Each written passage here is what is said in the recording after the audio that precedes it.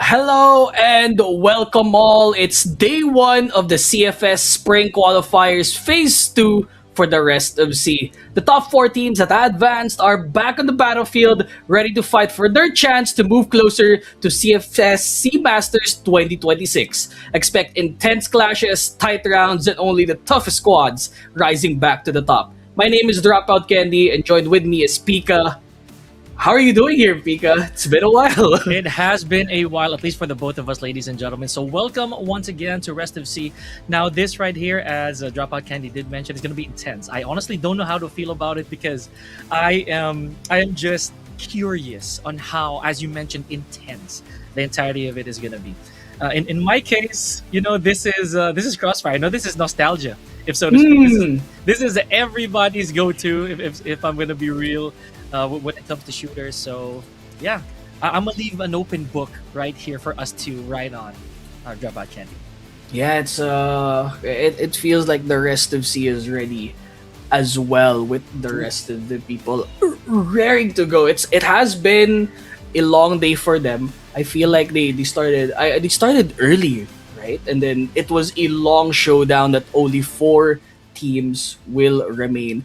I just want to remind everyone that the top two teams that do qualify here will be qualified to CFS Masters Spring 2026. So there's a lot of stakes here for these two teams who are potentially going to qualify with us. Yeah, honestly, it sounds like it's gonna be quick, folks. But these teams, they're not gonna allow the opposition to just walk away with that prestige and the bragging rights. But again, ladies and gentlemen, these are the teams that are going to be facing off each other at least for day number one.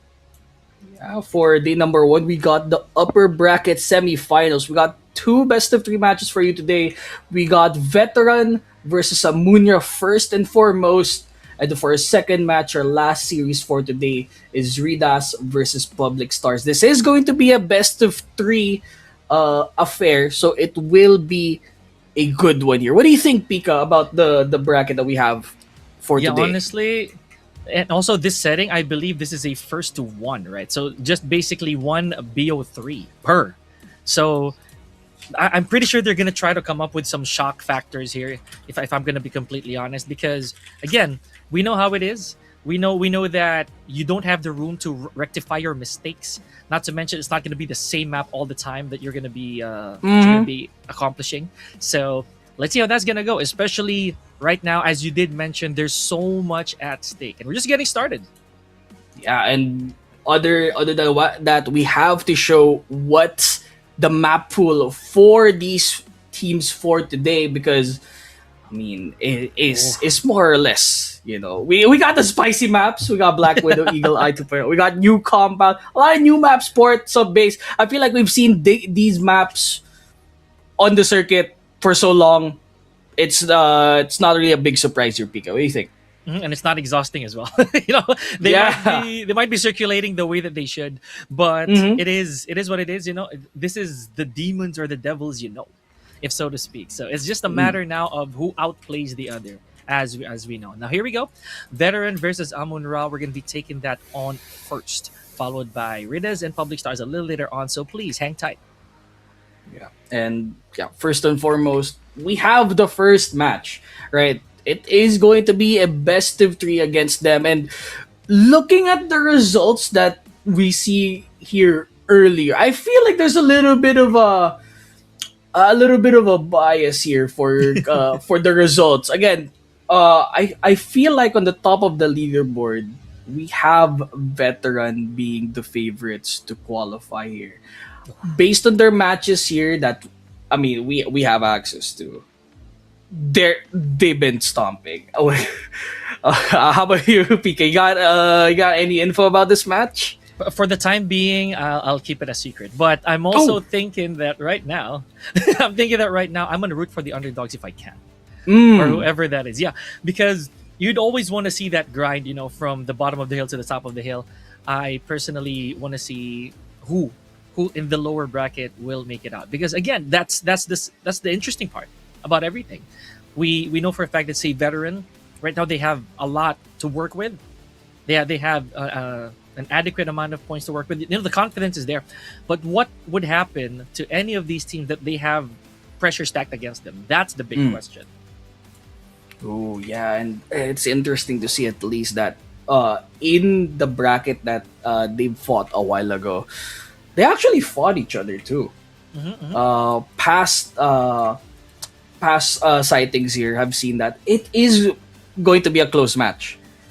We haven't seen them on the best of three setting yet. It's going to be the first time we're going to be seeing the both of them. But with what we've seen so far, seems like veteran has the edge. But I'm not going to say that they're the favorites here because we still have the map veto to worry about. And that might actually be the biggest determining factor here, buddy. So let's see who picked what. Ooh. All right. So you did say Ankara might be a possible ban later on in the map veto. So we got the usual map picks. We got Port, we got Black Widow, and Subbase as the decider here. I'm very aware of Black Widow as a map. How about you? How does Port feel like a map for you? I do. I personally like the aesthetic of Port, right? But functionality wise, it's still a big question mark, especially when you're trying to go along the access sidelines. That becomes a problem. In Black Widow, we know this. This is common sense for anybody who's touched Crossfire before. But Subbase, bro, that is where things get real dicey, in my opinion. Especially when our teams, when our players actually get to post up at control room. I'd say then planting becomes a huge task. With Black Widow, we know what it is. There's a bit of a hike before we get to point A to B, and all that mid lane space right there that you have to worry about, that becomes a problem. Yeah, I did say a while ago, ladies and gentlemen, that what Dropout Kenny mentioned. I did have a gut feel that Ankara was definitely gonna get banned, and wisely they did, alongside New Mexico. Oh, what is the reason why they would potentially ban Ankara here? Because I would feel like Port and Black Widow play the same map wise, and then we got Subbase, which is like the underlier. I guess Ankara is like a iffy map for both of these teams. You think? Could be a comfort, right? So especially, I feel that the long travels in Ankara between bases, between areas, especially when you're headed to market.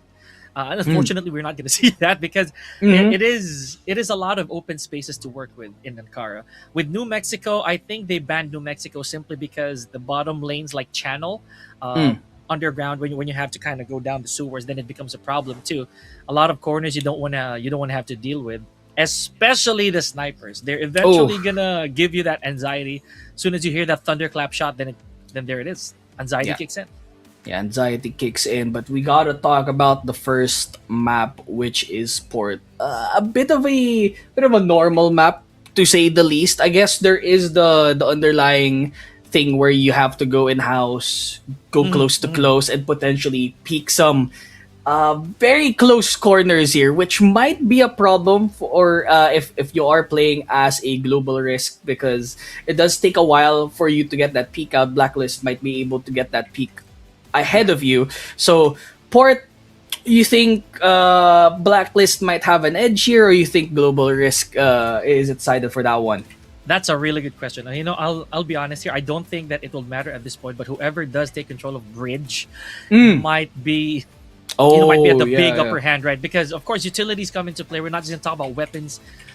We're also going to talk about the splits, right? So it depends on how many of these teams, how many of these players decide to disseminate their manpower. And Bridge is such a vital point in that situation because Bridge is an overlooking for honestly two ends. It covers so much space, so much vantage point, and I'd say control for both of these teams. So later, I don't want to jinx them, man. I mean, we're commentators here. It might happen. So we're keeping our hands clean for the time being, folks. Yeah. For now, though, I mean, very similar here. Long A, tried and true tested. It's all the time. It's a sniper 7, right? But whoever gets the first pick in Long A might have the entire site to themselves, because it really is just whoever clicks the head first, right, wins the duel. But for Long A in particular, you're gonna have a little bit more reaction because how players have maneuver in that long A spot, it's something to behold, man. So I'm looking forward to this port. Oh, before we begin, and it seems to be like way back in the day too, where port is a usual pick as well. Not in a competitive sense, but even in a casual sense, right? I Right. remember way back we playing zombie mode on Crossfire, and then we're just standing on top of port. That's just a classic. But now we're heading into game one of Ooh. our spring qualifiers. Veteran playing on the side of Global Risk. Amunra, meanwhile, playing on Blacklist.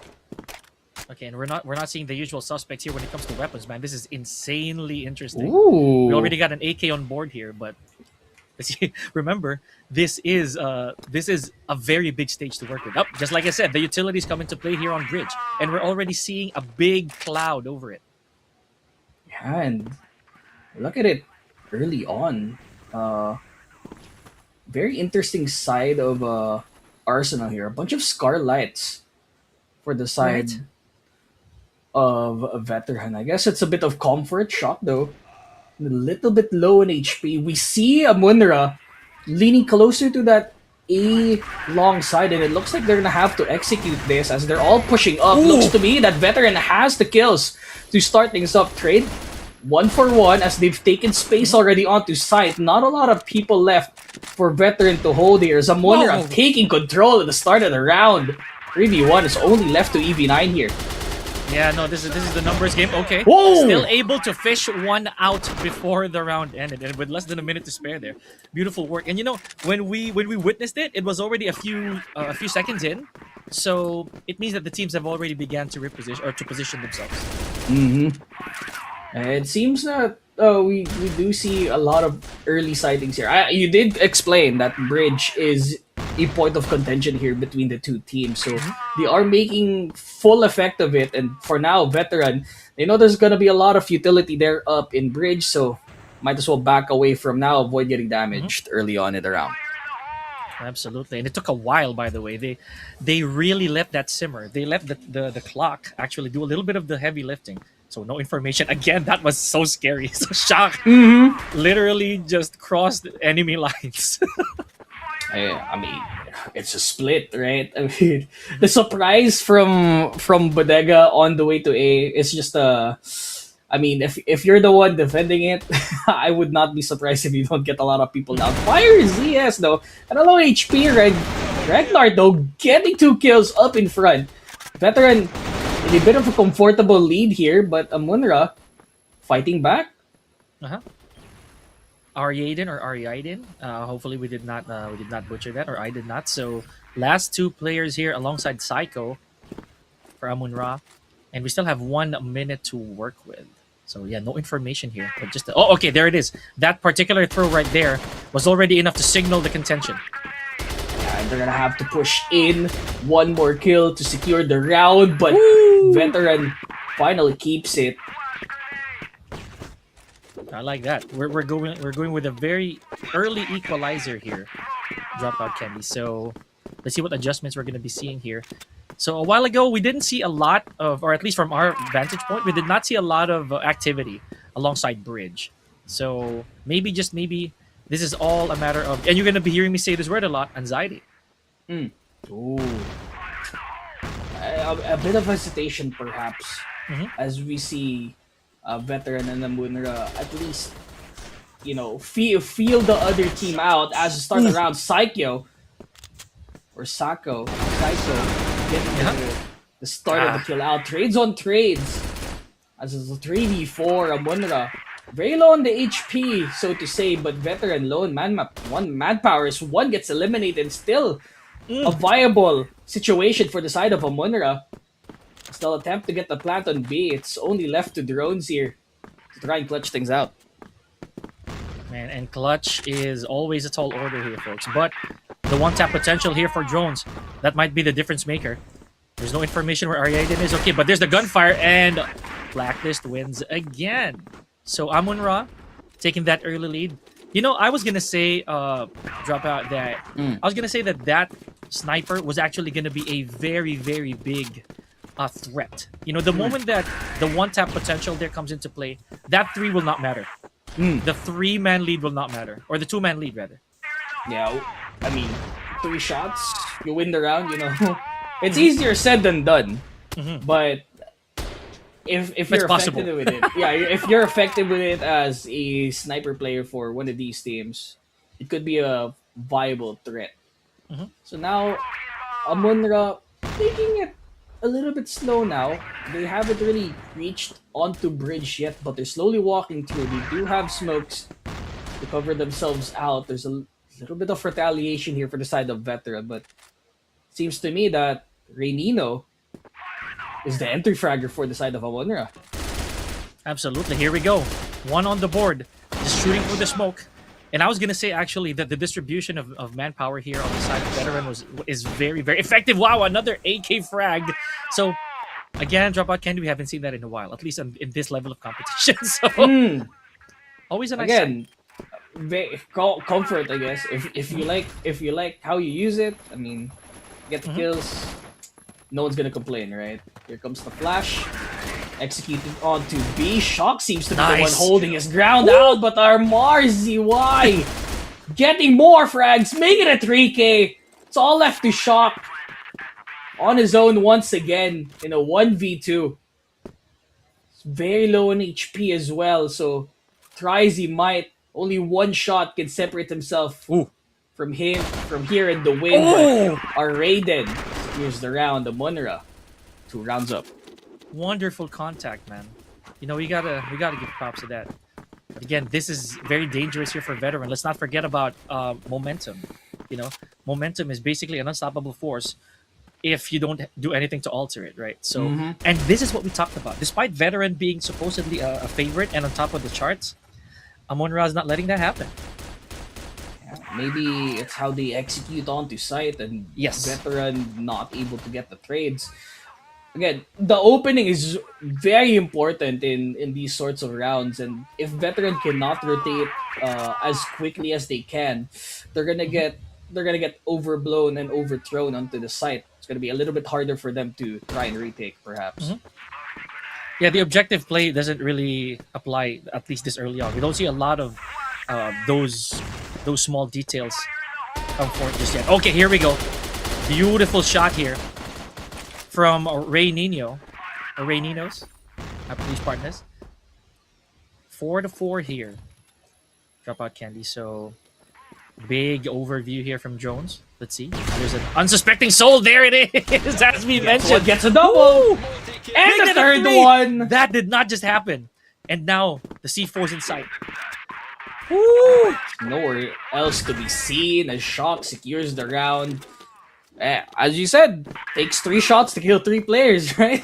Man, I hate being right in this. I hate in the capable hands of drones, man. You would know. You would completely know. It's an effective weapon. And he gets another one. Somebody stop this man, bro. Actually, acted like a drone here. If we're gonna go with punts. So for the last 4 shots that he took, I'm sorry to cut you off, Dropout Candy, but yeah, for the last 4 shots that drones took, he missed none of them. Yeah, 100% of his shots taken is 100% hit rate. He's gonna continue doing so, unless he gets blown up. But for now, Amunra seem to be on the back foot. They haven't really stepped towards this bridge area, and they have one of the players on Bodega. So it's up to Raiden to at least get an opener here onto this long age point, but FireZ is not letting anyone have it right now. 5v3 and Veteran still holding this lead. Manpower as well. And not to mention the C4. So it is in rotation here. Mid looking real crowded, or at least for Amunra. Here we go. Shock taking out Psycho. We have less than a minute to go. And the silence is deafening. Clock's ticking here. Okay, beautiful fish out there from Reynino. Okay. And again, We're still ticking down, so Amunra still has a couple of time left to go in. There's not a lot of people here defending this B site, so it's all left to EV9 to try and hold. The rest are rotating afterwards, but he can do that on his own. It's all left for Reyninos. He's still trying to spray and pray, but he is getting flashed out, cannot see, and it's another victory for the side of Veteran. That was a bit sad. I know he did go for that valiant attempt, but I think that the stall during that few seconds in mid for Amunra was actually a bit costly. You know, those precious seconds for rotation, as I said, could have been real good. Now here we go, Drones again posting up.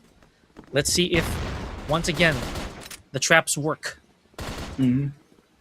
It really is just a buddy system here for Veteran. True. I think earlier in the round, Drones wanted to go for an early pick, so at least the situation was alleviated early on, but he got a little bit too much from what he asked for. He got the entire round to himself. So Amunra right now playing slow, rotating over to A long. That's the whole crew. That's the whole cabin for them. Now this might be a fatal mistake once again here, Dropout Candy. If they do choose to go with that same approach earlier on. Remember, they did crowd up mid. So, and that right there kind of became that turning point, you know? They have no information to disseminate. And look at the spread. This is what I was talking about. Veteran, they're all over the sides here. The rest is gone. B. And now they're opening. They got an opener towards A. They have Shock onto site, but that is not going to help. It's all left to EB9 or Greknart. And they purposely solved the scenario with a flurry of utos, not letting them see anything at all for that round. Amunra, what a flawless tactical play for that round. And you can blame me, guys, for the spoilers earlier on. I did say that the utilities are truly going to be a problem here alongside the shots because of how Port really is designed, right? So Drones, once again, he's a bit of a jiggle here. Just trying to see if there is contact or if there will be contact. You notice how the previous round there as well, Dropout Candy, was a little short compared to how it was prior. So they really are changing up the pace. And that's also a point of contention as well. You don't really expect rounds to go fast and slow at the same time, but Drones making sure that his team is a little bit up ahead here at the start of the round. Man. As we mentioned, Thunderclap. Oh, man! Collateral! Collateral. That is horrible. That is horrible for Amunra right now. Nasty. That is a nasty 3-piece in a matter of seconds. Not even 20 in between. Doc. Oh, man. That's the first time I've seen a collat. I haven't even landed a shot like that. I haven't played for a while. But there is a reason they're here, though. So. Yeah, that is true. Shock again. Just to secure the round. It's all left to Reyninos.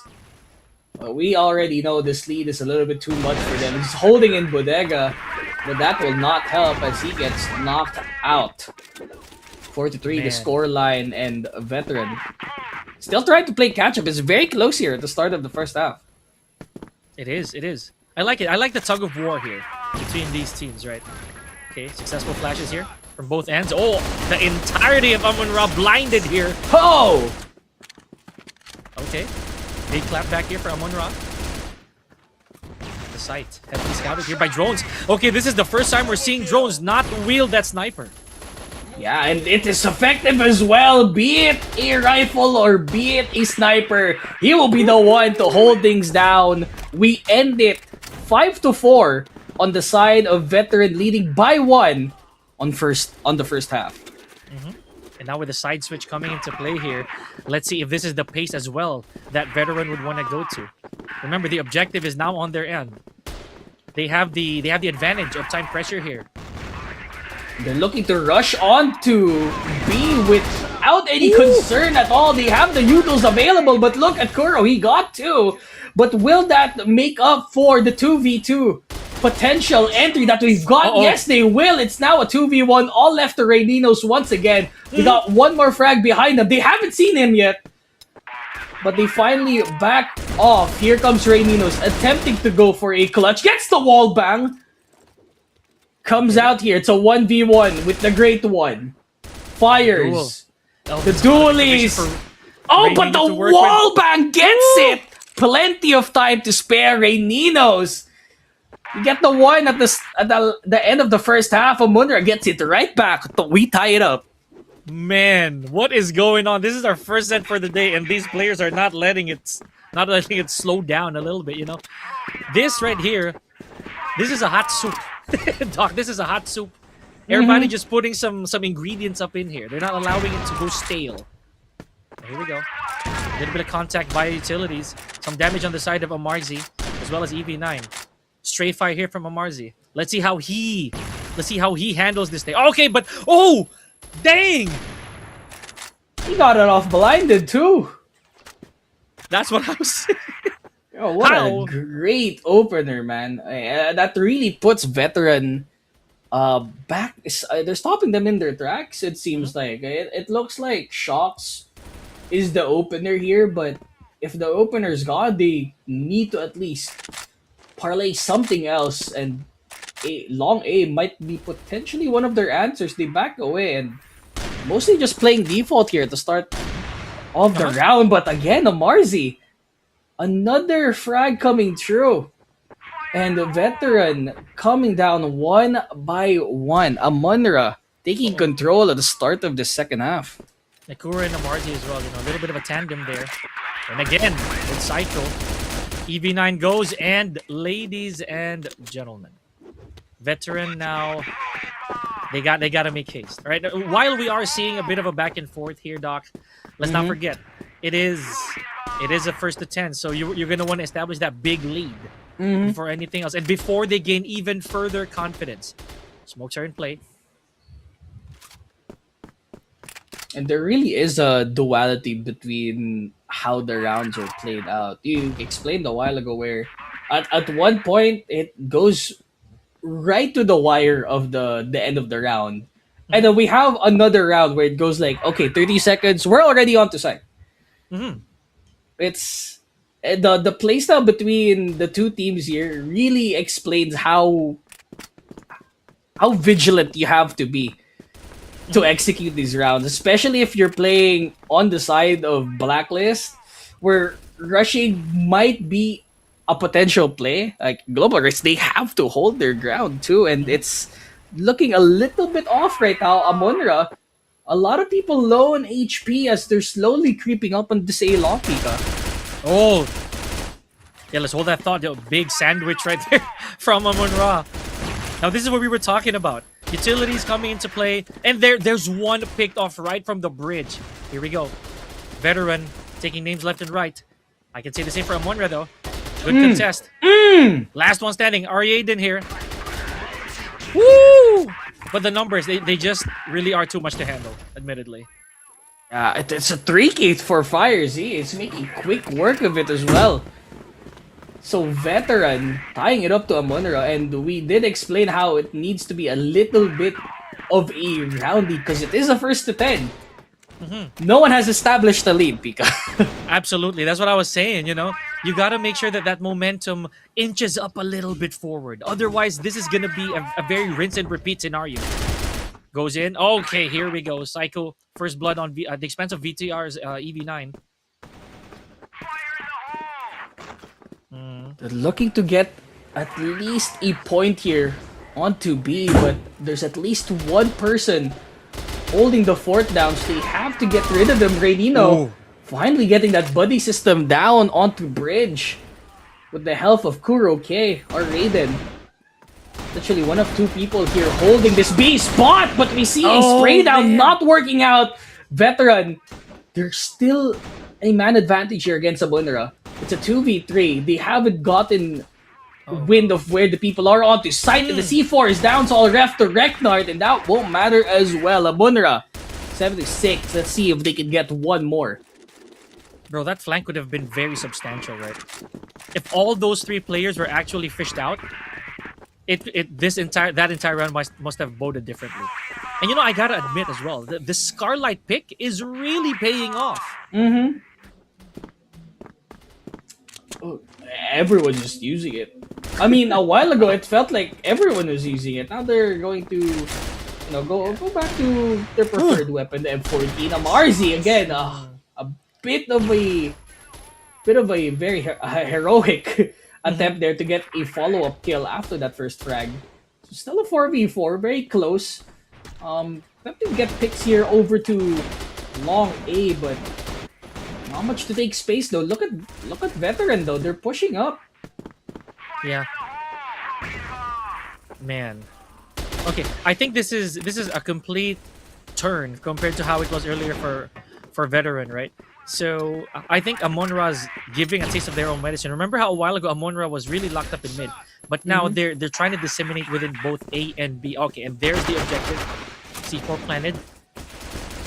Correct, Nart, but that is it. Yeah. Pretty decisive round for Amunra there. Is this Puts it? them in a 2-round lead. Woohoo! Finally, but Veteran, it's still tied up here. And we're nearing closer and closer to map point, and Amunra seems to be the first one. Onto that point! Drones!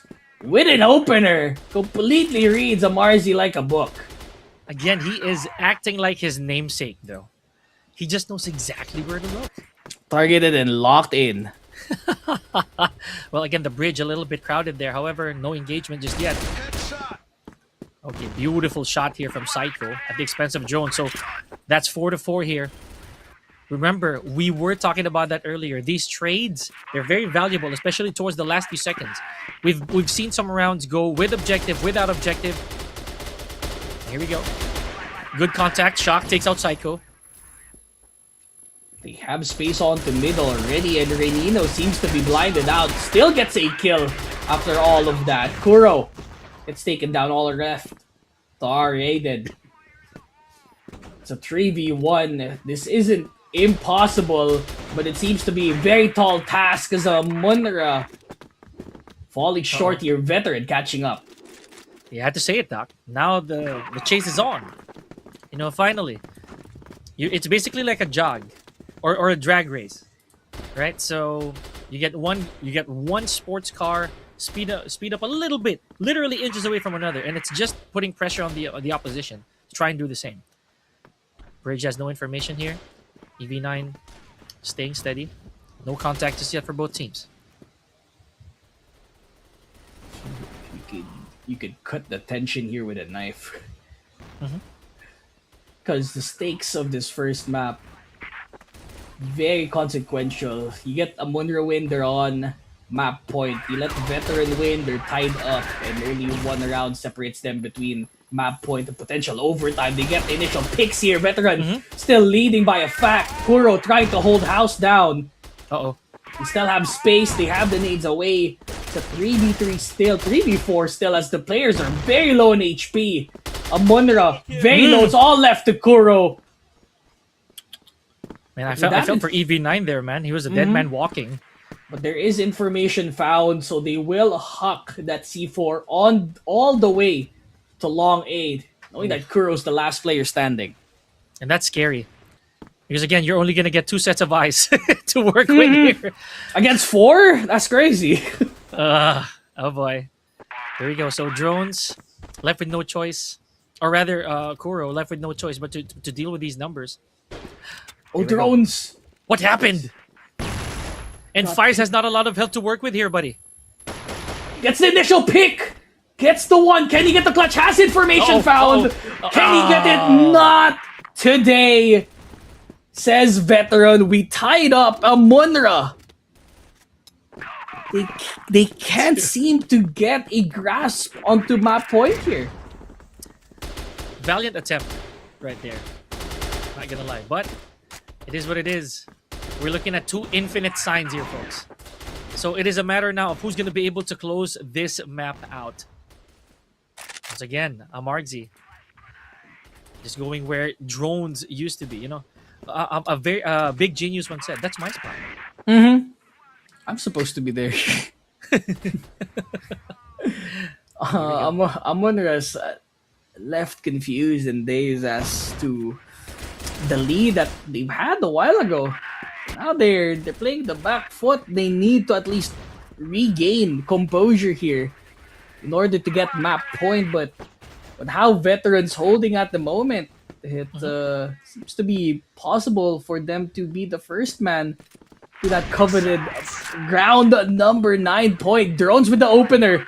Long A is open and free for the taking, but look at the amount of resistance Amunra's trying to give them. They cannot get that plant yet, but EV9 making sure that the team succeeds in doing so. Psycho and R-Raiden left. Make that Psycho left. It's a 4v1. Veterans seem to have control here. Potentially, they might be on map point. Absolutely. Psycho now has to deal with everybody. Okay, but missing these shots wildly. Oh, man. Again, tall order here. Very, very tall order there, Dropout Candy. Now, 9-8. Is this suffering going to prolong for Amunra? Or is Veteran going to finally put a cap on here? So a while ago, we did see the challenge from drones. All right. Taking out Amargzi in the process. Is it suffering from success? Yes, they are, dude, honestly. Ooh, we got all the way through Norma. We got through all 18 rounds, potentially. There might be more. But Amunra making sure that that happens to them. Look at the flag from Amunra! No way! Rainy now swept the 4K! Can he secure the round for them and turn it into OT? Yes! This is they do!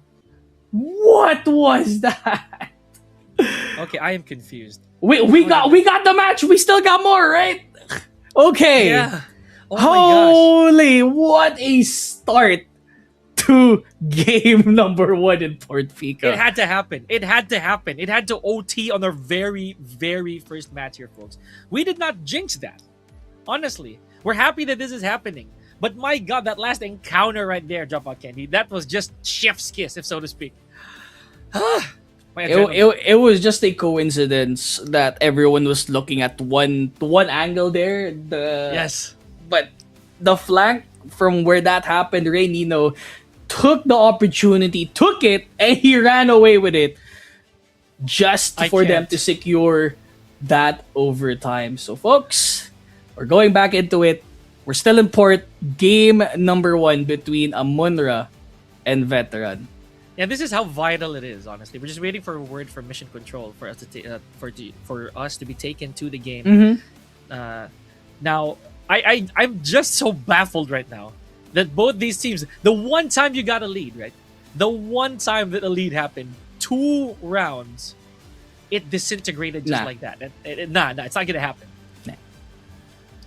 Now it's first to 11. Basically first to 11. So, oh boy. All right, so there we go.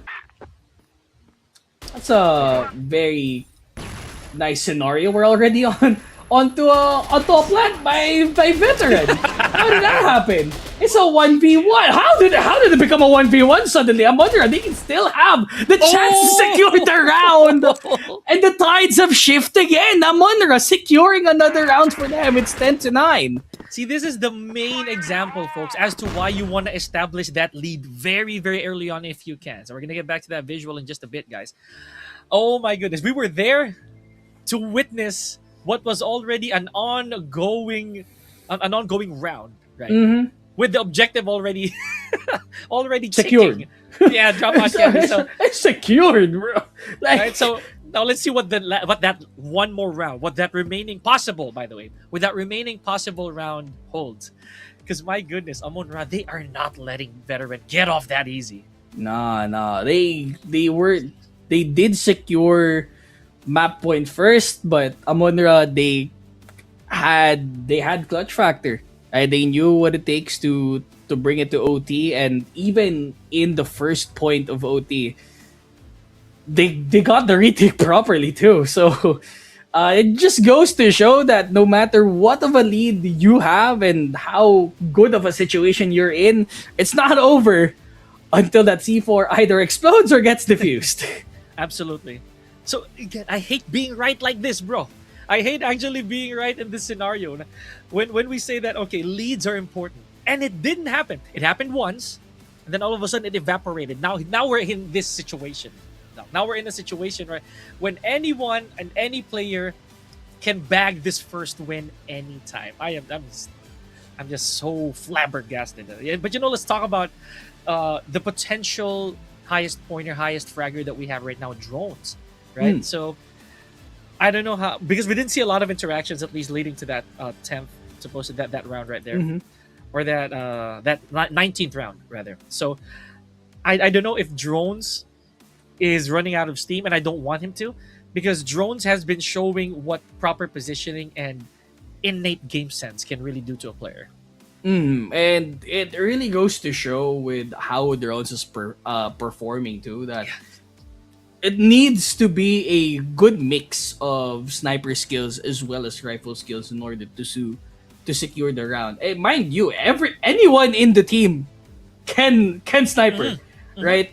So the fact that you're being trusted with the role of the coveted sniper, and you could potentially frag out as well with a rifle. I mean, that goes to show that drones is a beast, not only on this team but on the server, on this best of 3. Oh yeah, true enough. Now, respect the question. I'm pretty sure that right now, Mission Control is just sorting some things out for you guys to spectate on. But can we just also talk about veteran, right? Like, so I feel that veteran right now, they're doing what they always knew how to do. I think they just were not ready for how Amunra is gonna be clapping back. You saw how a while ago, Amunra, as you mentioned, there was a 2-round lead. Unfortunately, though, I feel that the cautiousness of veteran just allowed that to go up in flames. And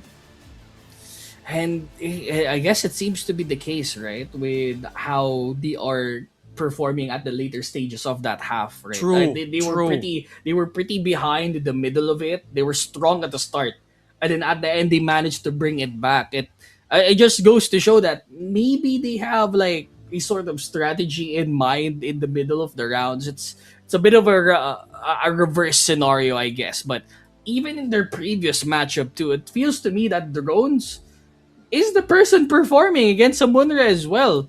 Like, we can see that he's always been the one top fragging. It seems to me that it's been haunting them. So every time drones is gone, it's like a sigh of relief. He's not in the round. We can just focus on winning the game, you know. And apart from those, I'd say open ground frags, right? Like especially for drones. What about those flanks? You see, because those are where the exciting moments actually come in. We've seen a good 2-3 Ps off of flanks, right? Some challenges, some duels left and right. So maybe a little later on, they're going to start learning that lesson. We did talk about that earlier, at least I did, when Amunra was just really caught up in mid. They spent a good amount of time in mid, allowing veteran to post up both sites A and B. So now the problem is, how are they going to flush out those who are already in position? So, and we saw that when we resumed, we saw how there was already action ongoing, and it's just a matter now of who makes the wrong peak. Yeah, it's trades over trades. The utils are just flying around across the room. Sometimes we don't even know if they're blinded or not. That's true. And that is the beauty. That is the beauty of Crossfire. Like, there is so much, like, the blinds here, they are brutal. You throw it, you look at it, okay, well, you can't see anymore. Good luck.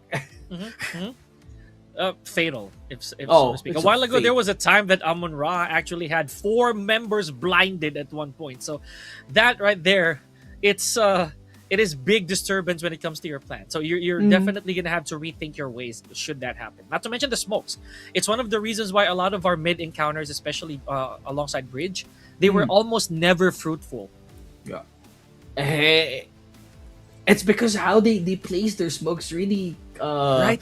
It's a little bit calculated for them too, and you see how they throw their utils on the way to A just to stop the bridge and exit stairs from getting peeked out. Yes, they have what it takes, man. The Wonder and veteran. It feels like this is natural to them, and again, they are playing at the highest level here. So when it also went down to like storage, right? Mm-hmm. Whenever we saw some encounters at storage, it's almost never peaceful. I feel the Mhm. drones had the most solemnity when it when it came to that zone, He's like, because all right, it's a peak.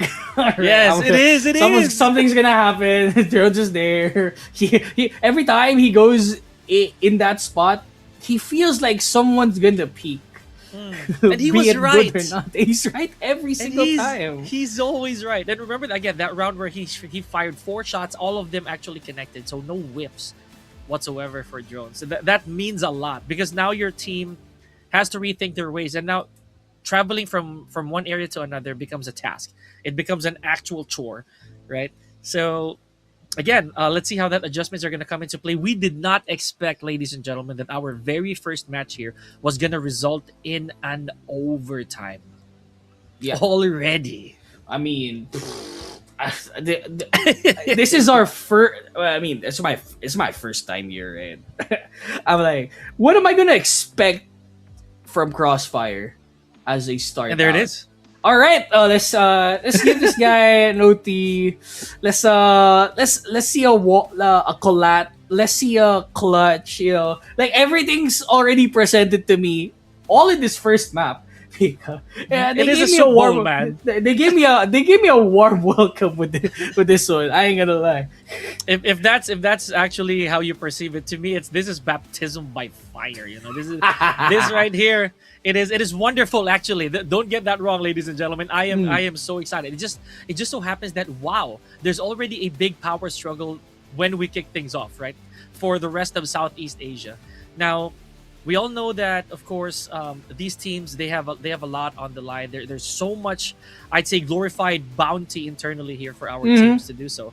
So maybe, just maybe, this is gonna be a similar picture we're gonna paint moving forward. We are gonna get 2 sets today, so please do hang tight. We're just waiting for word from Mission Control.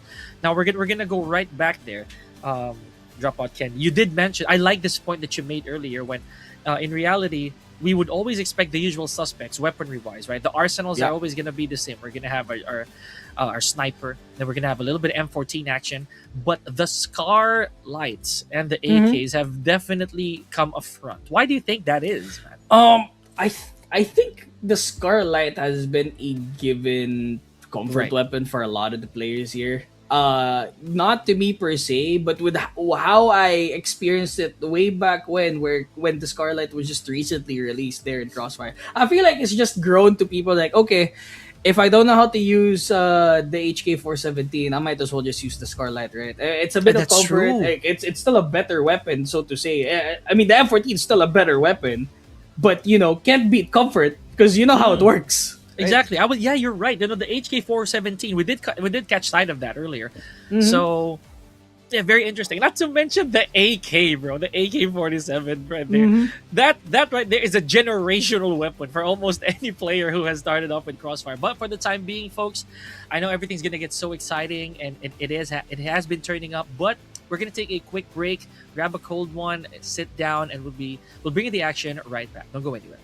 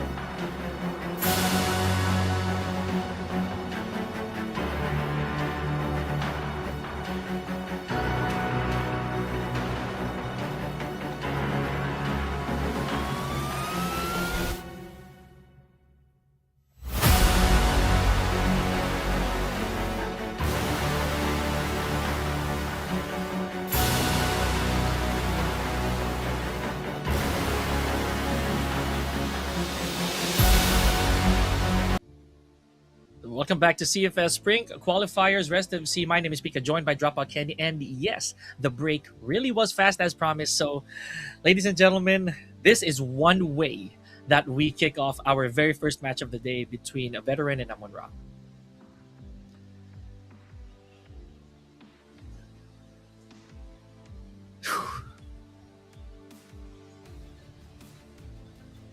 Sorry. We were back. We started off here in OT. First one, Amunra did take the round. Mhm. So we're sitting at 10-9. Am I correct? Yeah. We're correct, right?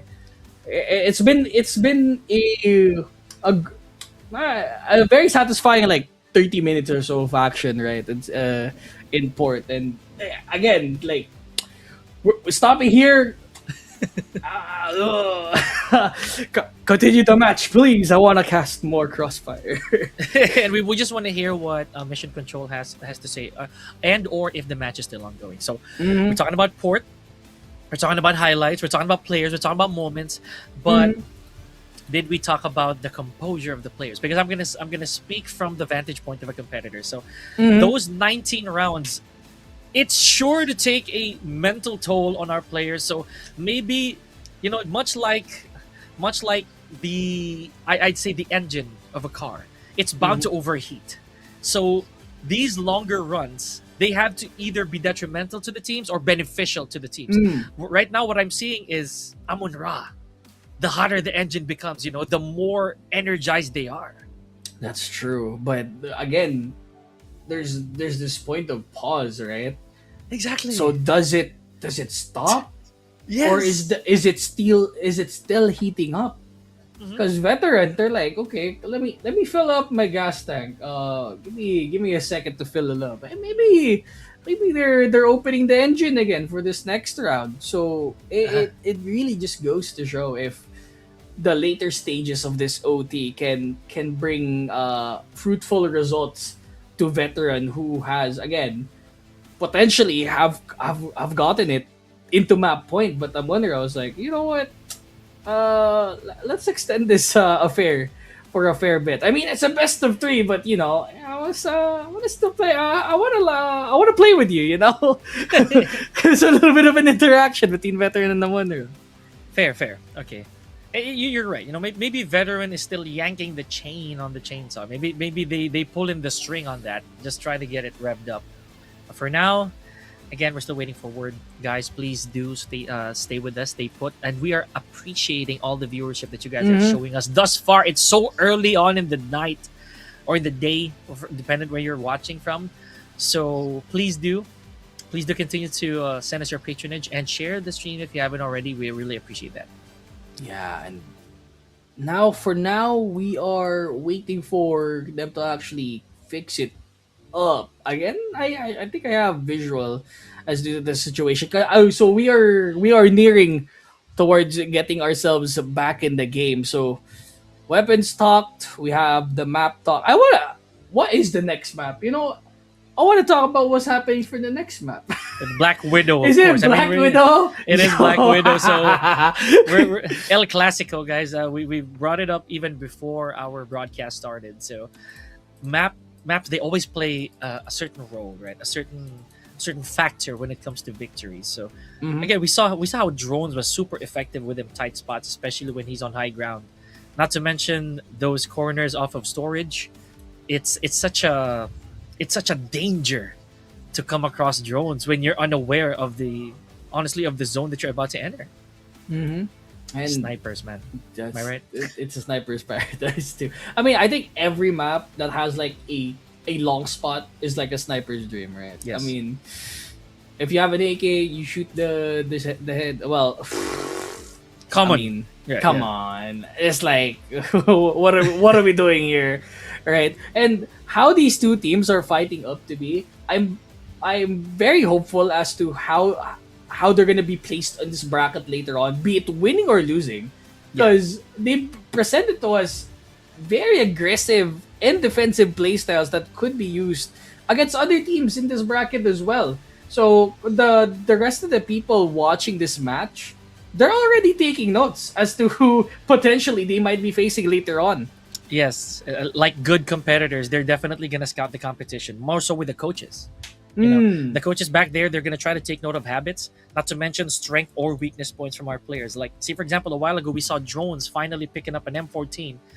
He was just as deadly as he was with a sniper because the situation called for it. He was out defending for himself against three of the opposition. So again, those are small details that you have to pay attention to. Not to mention the rhythm of our teams. We talked about that as well, Dropout Candy. Like a while ago, we saw a fast-paced round. We saw one that stretched to the final ticking seconds. It didn't happen. It didn't happen Mm. all in one go. They variated every single Yeah. round.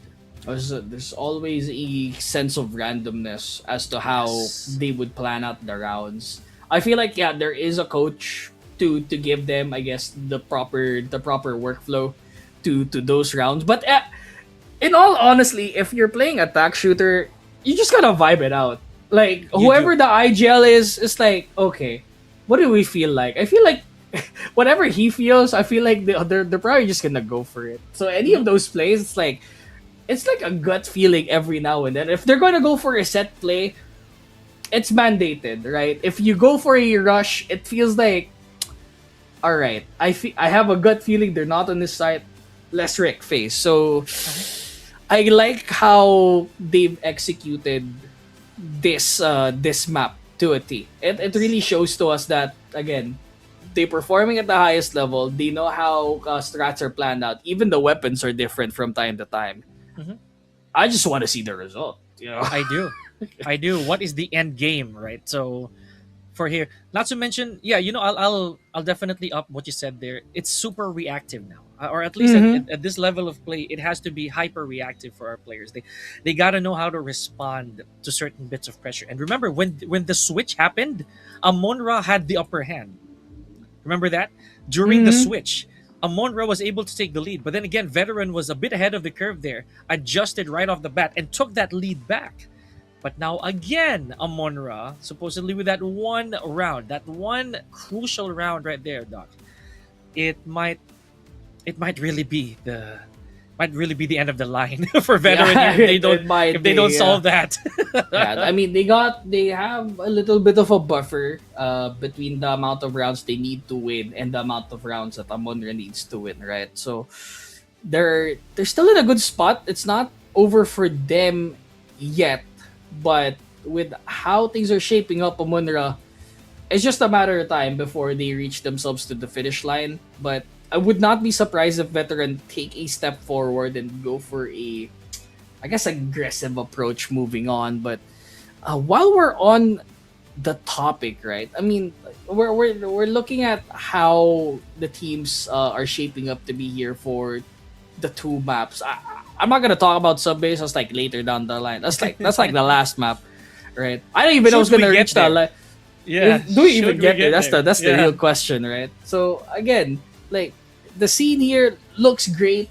Players are looking real nice. Again, how experienced are they too? Like I don't even know how long they've been playing. That's the point, because like we have you and me. I mean, we've had experiences in Uh-huh. this game before, whether casual or a little bit, sweaty. Mhm. And That's the word. That's how the did word. it came to be? How did it came to be for you, Pika? How did you pick up this game? Well, we're on the topic of it. Dude, shooters. That's it. That Mm. that is my heart. Or at least that's my intro to esports generally. I Mm. love me some shooters because weapon aficionado here. So whether that be Oh, I'd dude. say the primitive Yeah. and the advanced, shooters are definitely up there. Now, Crossfire, I did say a while ago, it is a trip down memory lane, but Mm. the fact that the game remains very revered, Mm-hmm. I think that's the word right there. It just goes to show how triumphant the formula of Crossfire really is. Not to mention, man, the expanded amount of weapons that you can get out of this. We saw that already. Oh, We saw that dude. already. It is such a dopamine hit for me, honestly. Like even in like the current pool that we have, there's even like stuff that's outside the game, right? Like how weapons are presented in this game, it just you know, you can't seem to get fond of it without having to experience it in game. Yeah. You get to reload like one of your new weapons that you just bought or just obtained, right? And you're like, man, Right. yeah, and it just goes to show how great this game is. But again, guys, unfortunately to say, while we're on the topic of it, we will go on another break. But don't worry, we will be here to conclude the result for map number one. Again, drop out here, Pika. This is the Spring Qualifiers for the rest of Southeast Asia. We'll be right back. Don't go anywhere.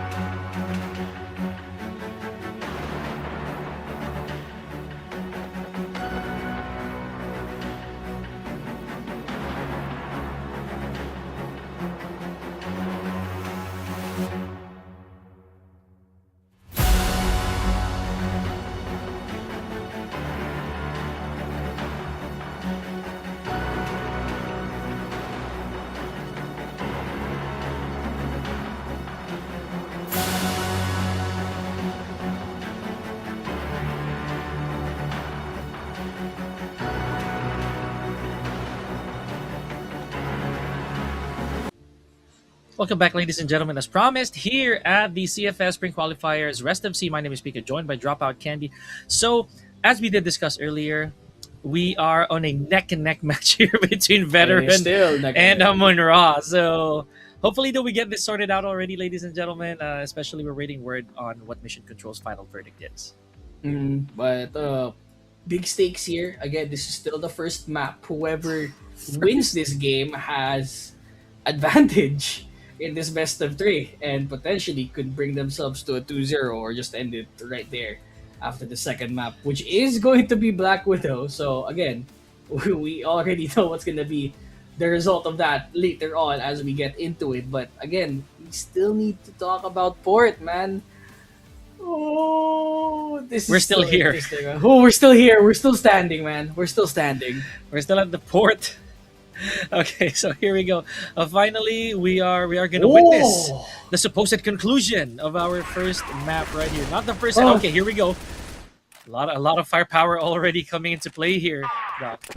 I mean, nothing has changed, but again, uh, score. We might not see the accurate overall score. That's gonna be up to the people at the back for us. So again, appreciative of what they're doing here, but we have to get into this now. Amunra still playing as the people hugging that C4 down on Veteran holding the ground here as global risk. But again, very slow at the start of OT because they know the stakes are huge now. They're taking Can't their be any sweet time. bigger. Mhm. And unusually, we're not seeing a lot of smoke activity again here off of mid. But a Mark Z, let's see. All right. No one being taken down yet too, so it's gonna be a slow round at that Pika. They're gonna have to wait until the very last second when the Whoa! opening comes through from a Marzi. Quick peeks here as Reknart will Oh, recover one. There's a little bit of coverage here onto the generator box. Reknart still wrecking phase. It's now a 1v1 are you now serious? between Kuro and Drones. The C4 No. is with him. He can get this plan down plenty of time to try and go for a clutch, but still not Oh. around the area. Drones is going all the way through. Big rotation, and I think this right here, this is what we're worried about, man. This is what we're worried about. The information. Look at the timing. It's just so miserably timed for both these plays. Koro though, Koro, just a few shots in. Oh, and Drones just, ladies and gentlemen, prolonging the agony as I said earlier. Oh, 10-10 and Drones again. I mean, his engine's open now. Yeah, he got a full tank of gas. He's ready and raring to go. unbelievable. This is what the rest does to a person, right? 10 minutes, 15 minutes, Uh-huh. he still has it. And this might be it. You know, they put some ice on the swelling, so they're ready to go again. A couple of blinds there for Shot. Amunra. Okay, first casualty. Aryaden. Not long for this world as well. We follow it up. People are very low in HP. Oh, Ooh. the nade comes through and secures the kill over to Reyninos. I9 Ooh. with one more frag and fires comes through. Veteran getting a foothold onto this match. That swing right there, that short swing, was so valuable. Here we go. A bit of silence once again. So the dust has settled, at least for the time being. No repositioning as well, Doc. Look at that. Mm-hmm. Just steady. It's a tough obstacle to climb here for Amunra as they don't really have the manpower to hold. There is still the sniper. No one's holding this A spot. They completely left that A spot because they could just hold onto bridge and that puts them at an advantage here. Drones again with one more frag to go. It's all left to our Mazi. And the time is ticking down. Just forced to push and does get one from his forest troubles. Potentially can get more. Misses the next shot. The rest are now trying and attempting to reconnect here onto this A site. Oh, but this is very dangerous, man. The clock, 100% out there. I was gonna say that. The clock and the manpower belongs to veteran entirely. So, man, I don't see a round right there that was gonna be very fruitful for Amunra. I mean, considering all the variables, right? There is no backup, Mhm. right? And no eyes to look around. Not to mention it's all ticking, but it is what it is. Yeah. Now I believe that a mission control is gonna do just a quick twitch right there of something to keep our viewership a little bit more fruitful, guys. So stay Yeah. put. So I feel like what they're doing right now, I think they're swapping sides. Was there Ah, are they're done in the first side of OT, and they're gonna have to go for a side swap. So I so veteran will be the one playing blacklist now, yeah. and then Amunra is playing global risk now. So I feel like if you are playing as global risk here, you're more on the comfortable side because you don't really have you don't have to push. It's an option. Uh-huh. You can just stay and wait for them to come at you, but that in of itself has its own risks and benefits. It had to be. It had to be a bit of a pun as well, you know. Mhm. But putting those rounds together, folks, it's not easy to watch. How these teams are just going back and forth. You know, this is basically a seesaw of momentum. Mm. Rafa Candy. So now we just got to see who out patience, the other team more, because now we're going the distance every single round, buddy. It's no longer a bloodbath from start to finish. They are slowly, basically, it's a crocodile strat.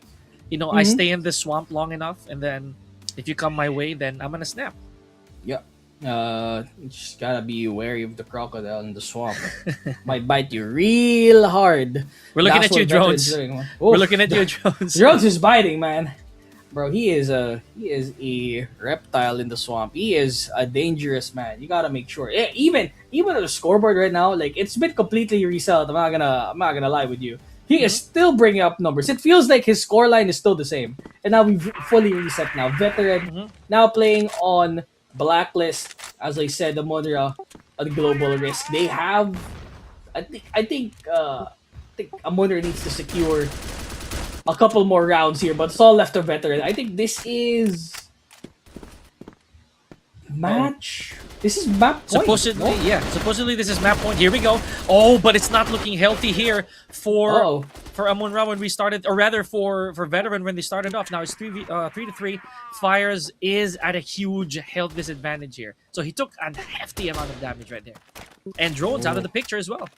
Yeah. And again, Seriously now? big contrast Oh my between gosh! playing on global risk and playing on blacklist. Amunra. It's still a tie scenario. We're being So I pranked here. I think can feel it. I can feel I it. We're think being this pranked. is first to 13 now. Yeah. So Yeah, it to is. say, yeah. So the last round, 12 to 12, we will be going on a golden round after this. Mm, So the decider after the first OT is set in stone. here So we go. Shock to go very aggressive here. Veteran, they've established themselves on the mid pretty heavily here, Pika. So it is. This is again a taste of Amunra's medicine from earlier on, right? They did flak mid quite a bit earlier on, and as we mentioned, storage is such a focal point when it comes to these flanks. They gotta keep eyes down there. Now, speaking of eyes, right? We have Amarxy also taking point. A while ago, he did challenge drones for that duel and won. Hmm. There's the smoke, buying them some time, keeping mid a little bit out of sight. Out of sight, out of mind, but here comes Psycho. One frag to give, and Raininos with a second one. They got to hold well. It's 3v5. They have advantage. They can just stay put. No Mhm. need to go forward here if you're a Monra veteran. Got a sniper with you, got two riflers. The roads is Mhm. still up. What did they do? Make some gap. Actually, I think that's the best way to go about it. Here we go. 4v3. Reknart and EV9 returns the favor, taking out Reyninho, who was a while ago literally a dead man walking. You know, he had They've nothing evened it left. up. Why does this keep happening? Again, the tides are always changing here in this round. And you can never be too sure if you've secured it until the round has changed on the top of your screen. Amarzi gets the first. Drones has got Ooh. second kill onto Amarzi. And No the third to secure way. map point for Amunra. Dude, that was a triple peak without hesitation. They fell in line for those sides, dude. That was an audition. That He was got an the golden audition. buzzer, bro. He got the golden buzzer as well. Yeah, that he did thrice. Thrice. You got all three judges saying yes. The fourth one, still thinking about it. So Not like he if needed there- a fourth one, dude. He got Simon. yeah, true. You know what? You can get it. You'll be in the finals now. So drones again a threat.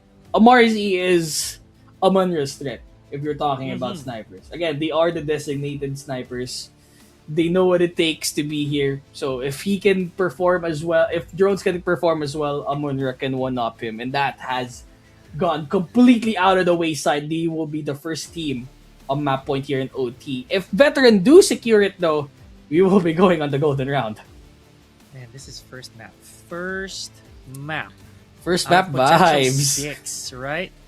Out of potential 6, and you know, someone really put a lot of coal in that fire. You know, there's so much heat from both these teams, and you know what?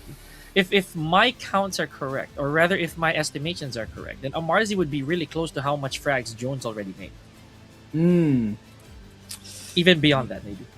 Yeah, even beyond. So I don't know if this is gonna be the same performance of drones and Amarzi here coming into the second map, but if they want to succeed and qualify for any of these two teams, those two guys needs to be the point of reference here in this entire bracket for today.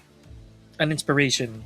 If we're gonna be completely blunt here, folks. But again, we're waiting for Mission Control's advisory as to what the final verdict is gonna be. But the points are, if I remember correctly, are 10 to 11. Still potential map point here for, I think that was that Amunra? Please Yeah, it do was correct me. Amunra. Amunra, yeah. 12 to Had the 11. last victory, yeah. So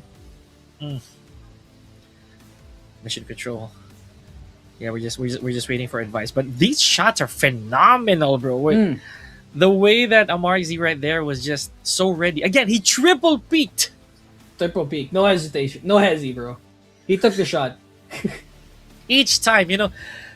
And he didn't actually shift up the timing per peak. It was exactly the same. So from peak 1, peak 2, peak 3, it was like, okay, that's, if you don't stop me, I'm gonna do it. Yeah. And he just kept doing it. There was no contention. I think we were shocked too. I mean, they had their weapons up, but again, the sudden peak of one guy just jumping out, it takes a little bit of response time of your mouse to go from your crosshair. So that's probably why it hasn't been the same for veteran since that last round too. So Amunra, they have all the resources for them to secure this map point. It's all left to veteran in order to thwart that and put those into sudden death here. And again, this is the point where if it goes to golden round, getting this last win will absolutely be a down mood to whoever's gonna lose this map. Yeah, you know, we hate being pessimists. But really, somebody's gonna walk out of here. Someone's gonna walk out of here 0-1 in this best of 3. Oh my! And they have to play 2 more maps potentially. That's crazy. It is insane. It is insane. So, and this is all happening in port. This is in port, folks. It means we're only at map number 1, and it's not even the old traditional. Again, Dropout Candy and I, we talked about how port has always been on that that nostalgic, reminiscent ride, you know, for when you're starting Crossfire. But man, it's not even Black Widow yet, and Black Widow has always been a favorite Mhm. So I don't know, man. This already scares me on how sub base is gonna look like if we do come across sub base. So You have Port, and then you have Sub Base. Oh, you have Port, you have Black Widow. You're like, yay! And then you have Sub Base. You're like, ooh, ooh. ooh, Okay, a bit. So I feel like Sub Base is like one of those maps. If it appears on one of your missions to do, but there's like a cool weapon that you can get out of it. So you're like, should I should I go Sub Base for today for the weapon? should I Or queue? Yeah. should I queue? Do I want to play this map? But professionally speaking, if you're a player, you like sub base. You would. You really would. If you're a casual player, you're like, I don't know. Maybe Black Widow again for the 20th time. I don't mind. Like if you're casual, I would not. I would not buy Black Widow No, for the no, no. 20th time, bro. I would not mind. Just look at that. All you gotta do is take a glimpse of that, of the soaring sun of Black Widow. Oh yeah. You look to mid and there's like 5 dudes. Yeah, in I was gonna say that. one spot in spawn. I was- you're like, woo. You can get a collat, but then they could all shoot you at the same time. So And the you know. dread of B side all the time. Oh, all yeah. the time. I love yeah. Whoever's the closest at spawn wins the B side. Yes, thank you. You basically take 10 steps. And you're there. All right, that's crazy. You throw flash. If you run into B main, you're basic. It's either you get flashed or the other team gets flashed. Mhm. That's just how it compact. goes. Yeah. Compact. Oh, port is like if you take bridge, you're good. If you flash everything in long A, you're good. If the guy opping way on top and long A gets He peeks you too early. you're good, bro. Like It just There- works, guys. As Oh. the meme says, it just works. there's always an instant means, and that's basically what our 3 maps are gonna be. So I'm worried too, because again we still have one more series after this. I hope that we'll be able to encounter some of the other maps that have not been True. picked. True. And again, we did spoil that a little earlier on, or at least based on what Stop. we know. Okay, here we go. We've already Wait a had minute. one Drones is casualty gone? at the expense of drones. Amarzi. It had to be Amarzi, bro. It's the ego peak, bro. I got you. The ego peak. So now their star player's gone, while the other team's star player is on the map, still threatening with anything up in Are front. you serious? Reynino Psycho Amunra at the brink of bringing it to map number 1. It's all left to Fire Z, and Yes! it does. It is 13-11. Amunra securing game number 1 here on Port. No golden round. At least for now. For now. We do not For like now. jinxing here, but ladies and gentlemen, Amunra in a hard-fought bout between veteran has finally emerged on top. And we did say that a while ago, Dropout Candy. This tug of war between these two colossal teams on the upper bracket so far. It just went insane, right? Now I also want to see the stats. We want to take a look at the stats, especially for those two. I'd say trigger happy, I'd say peakers of both our teams. So let's see how that's gonna go. Congratulations for Amunra. And again, this is only their first. This is their first victory. Who's to say? Who's to say that there won't be a tie immediately? Yeah. I mean, who's to say that we get another OT? That's crazy.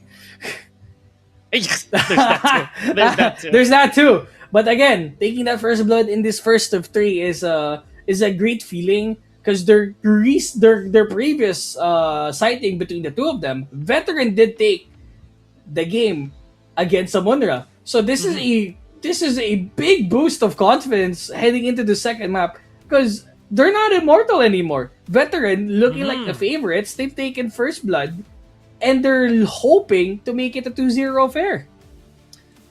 And again, no one is undisputed, right? Like the moment that there's an actual No. victory, it only goes to show that they did best you 1 round higher than you did. Make that 2, Mhm. rather.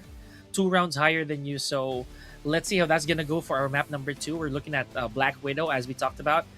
Now, this right here has always been the field of judgment for Oh, most of our yeah. teams, right? So we're gonna be opening up Pandora's box right here. Let's see if Veteran has an answer. Remember, momentum is such an unstoppable force once you really don't stand in the way of it. Yeah, and again, it just happens to be the two teams that are playing in Black Widow now. As you said, trigger happy, and again, the variation between their set plays. So we're gonna have to look at their set summary and their highlights in just a bit, guys. But again, very good showing by these two teams. I feel like MVP for this map in particular, if we're talking about who's the MVP here for map number Port, 1 for yeah. Amunra side, I want to say Amarzi, but Rey Nino's game tying flank to reach OT was like the highlight for this map for me. What do you Agreeable. think? Agreeable. But I'm still giving it to Drones for the opposition. Ooh, that's crazy. He was just a little too on point, especially during the first half. So, but maybe again, we talked about this. It is a marathon, not a sprint. So it'd still be a matter of endurance between these teams. So if again Drones is able to at least wind himself down a little bit, then maybe map number 2 will be a completely different story. We don't even know. We don't even know what state they are in when it comes to mindset, right? So maybe we'll get a revelation of that a little later on. There's hardly any room for rest among our players, despite the queuing times, right? Or despite the parties or the lobbies that we're making, it doesn't put them into a lot of relaxation. They still have to be on their toes. Yeah, and how they're gonna be prepared for this next match is something Yes. to be prepared for. But let's look at some of the highlights that are part of this event. Could show us a glimpse of what happens next here in Black Widow. I didn't expect it, right? It feels like Rey Ninos has been fragging a lot, and he has actually Marzi hasn't really been the point person for this team. It's actually been Rey Ninos Mm-hmm. this entire time. I thought I was forgetting someone, right? But seems to be this the case. Holding the ground for them.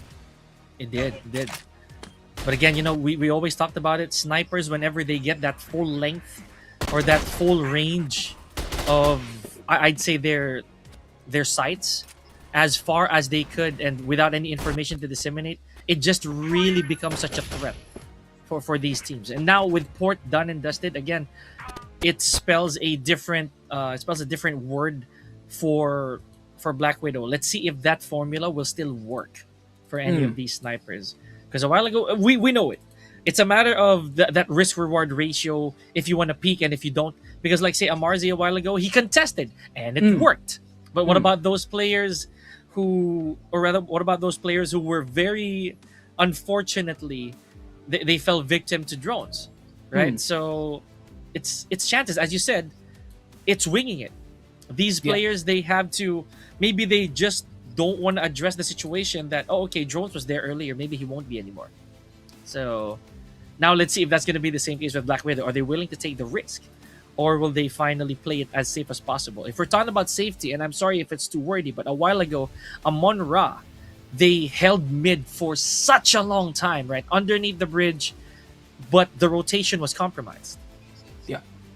Now we're gonna have to see the result of how those holds, how those entries have turned out to be for our game number 1. And as I said again, they're low key going about it for Drones and for Amarzi. We've been highlighting a lot of these sniper players, but the guys fragging most of the time are people that are just getting the frags right, getting the advantages straight, just getting the entries right. We got Rey Nino and You called Fires it, for the actually. side for the side of Veteran and Amunra, respectively. Yeah. Yeah, you did call it, especially for Rey Ninos, because we didn't actually get to see his entire run, but when he did have those very valuable frags, then there it is. I guess the numbers really will not lie here. And yeah, Fires, dude. I did not expect Fires to actually be at least one frag away. That is the only difference between him and Drones. That Hmm. one frag. So, wow. You're right. This is a bit of a shocker. And Here we go. again, we're gonna have to see who the MVP is for game number one. Oh, of And course. surprisingly, I mean, the person who has top frag, again, set MVP, right? 1.73 KD, 1.06 KR, 0.02 headshot rate and kill ratio, and point 39 sniper rate. That is good to see for someone that we haven't really talked about the series so far. I mean, he's been constantly just getting frags, and he's ready to be part of the winning team Mhm. if it goes to game number three, because they are actually behind one map. Absolutely. And regretfully so, man. Like, regretfully that we did not actually give a lot of spotlight yet, at least for Fires, right? So maybe here, this could be it. This could be the turning point, or this could be the curtains opening up finally for Fires again. So man, he's gonna rest easy, or he's gonna rest well a little later, knowing that he was able to finally bag that MVP, or he did get that MVP. But we're gonna see who might be the next superstar here, ladies and gentlemen, when we resume after a very short break. PK and Dropout Candy here for Rest of C. Don't go anywhere.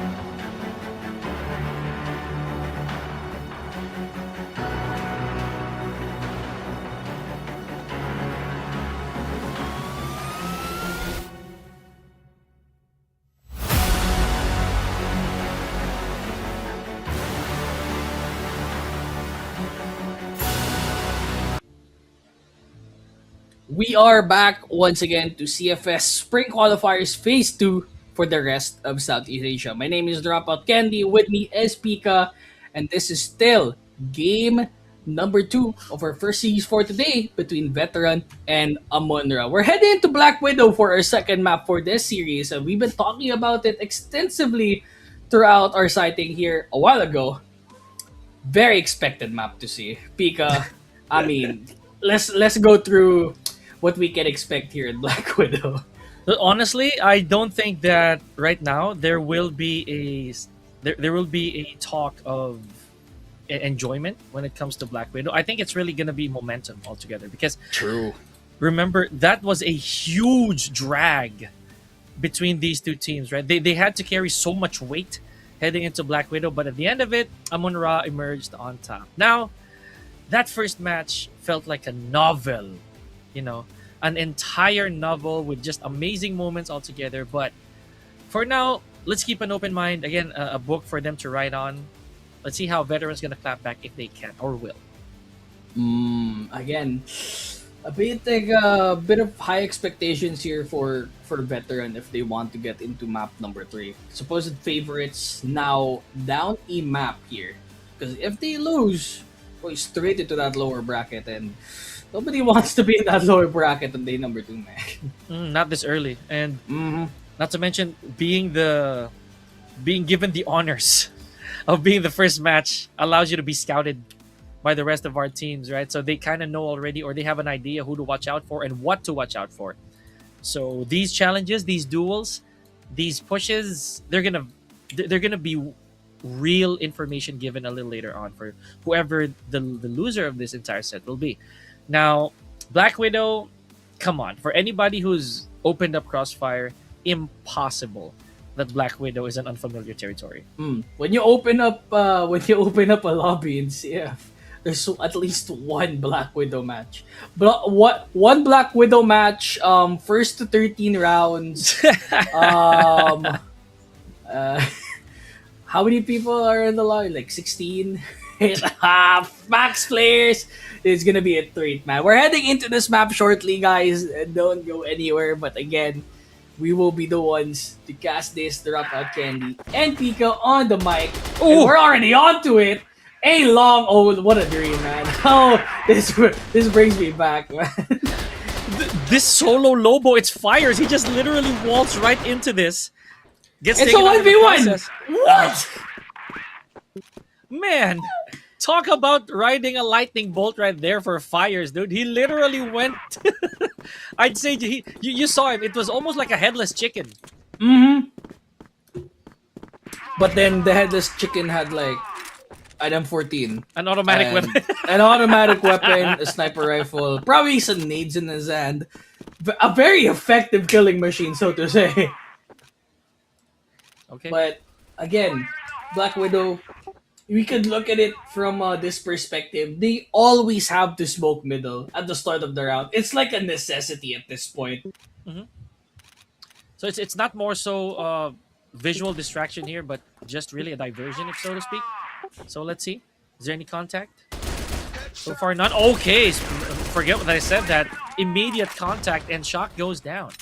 Yeah, this is what I would usually see in my matches as well on Black Widow. Like everyone's just holding here in AB. No one's gonna push because they know that if you're on veteran side, yeah, you're just waiting for them to peek for you. So Util is very important in this day and age. Kuro still alive, able to escape underneath that bridge spot, and they're inching closer to this A though, but they can't really find an opening yet. Someone's flanking through, but look at Psycho. One kill before getting flanked out. 3-4. A beautiful trade. However, the numbers don't really favor veteran right now. So we have Regnard and EV9. They have to make use of what they have and the little time that they do have. Okay, beautiful shot here from Regnard. Make that 2. Is he going for a 3? He does! Woohoo! This is a pure kill. You got the Deagle as well? Okay, the Ragnar is playing traditional, bro. Absolutely. Yeah, you in this day and age, you would be playing the USP, you would be playing the M14. Bro is stuck in his old ways, and for some reason, it is working. If it ain't broke, don't fix it. You know. We're in this here. We're in this age wherein anything is viable. It's it's not the bow and arrows, the archer. Mm-hmm. So B and A both flanked already once again by Amunra. So okay, here we go. Oh, Drone seeing truck as play. much as a limb, taking out Amarzi as well. I didn't even see that. He was able to get that up to a point, but this window spot from Raiden currently a double peek. They get to peek out, bursting onto the scene. Veteran getting the site secured. It's all left to Kuro. Okay. 1v3 not gonna be enough. Okay. Loud and low on the side of Veteran. Remember, a while ago, Veteran, they weren't able to establish a significant lead, Doc. So now a bit of a pressure on them to tie things up. Here we go. Slowly inching their way along the sides, headed towards B. There are already 3 posted up on B here.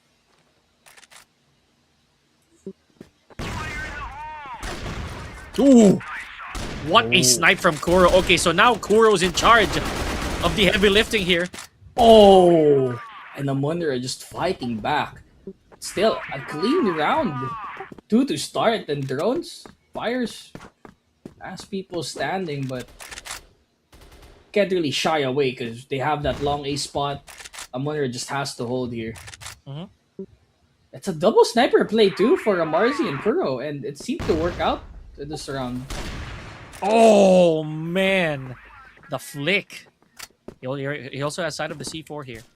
So all he has to do is basically to lure them in. Oh, never mind though, but fires the marksman in him. And the MVP is still hot.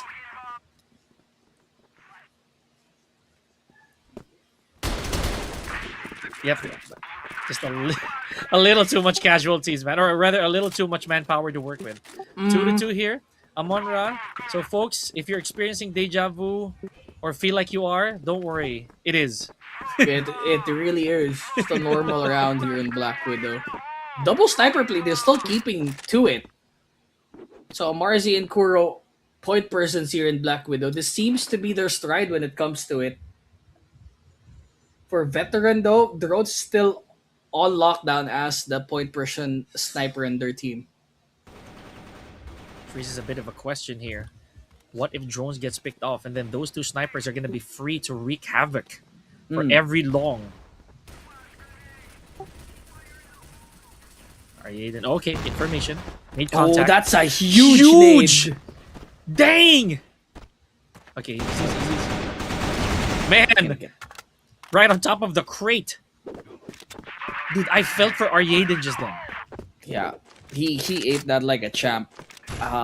B side should be open in just a bit, but Kuro's trying to hold drones, gets one. Not a lot of people left here for Amunra to defend and hold the site, but Kuro's still living on. They do manage to rotate themselves onto the other side. USP for Kuro gets the secured kill. Amazing. But it's a 1v3 still. A tall task for him, perhaps. I don't think he's going to be able to manage it though. With that open pistol in hand. Let's see. He doesn't have a lot of health to work with here, so he can't afford a single encounter that he botches or whips anything. Here we go. Yep, Smoke had to leave, try to leave the premises, but no, gets chased down by EV9. So beautiful work, 3-2. Veterans here, slowly seeing that light. It's great seeing it. How we're gonna have to look at it. So it's a bit of a pause as we go through things here in Black Widow. So good performance. Overall, we're still in the middle of it in this first half as well, Pika. It's too nice, you know. I mean, this is exactly what went on earlier, or at least this is how we were treated during the very first match. It's a back and forth between these teams, but we're seeing new superstars here to bring a front. Kuro being one of them. So that right there, and Fires finally, as we said, the MVP who we kind of, in my opinion, just put a little bit of a dim light on, now is finally getting what he deserves. So, my goodness, I cannot wait. Yeah. So as you said here in the bottom of the screen, it is a dead round for round number 6. So we'll just get back to it once things get settled. But again, back and forth. I mean, there's still no clear indication on who's leading the charge here when it comes to this map. Mm. It is. It is. It's hard.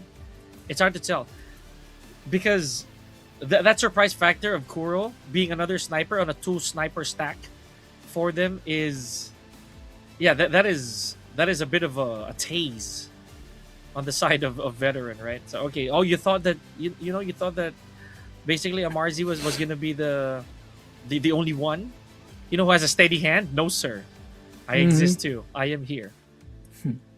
Easier to play. And again, very interesting discussion here as we're gonna go back into it. They're still keeping the double sniper. Is there a difference here if you're playing on global risk?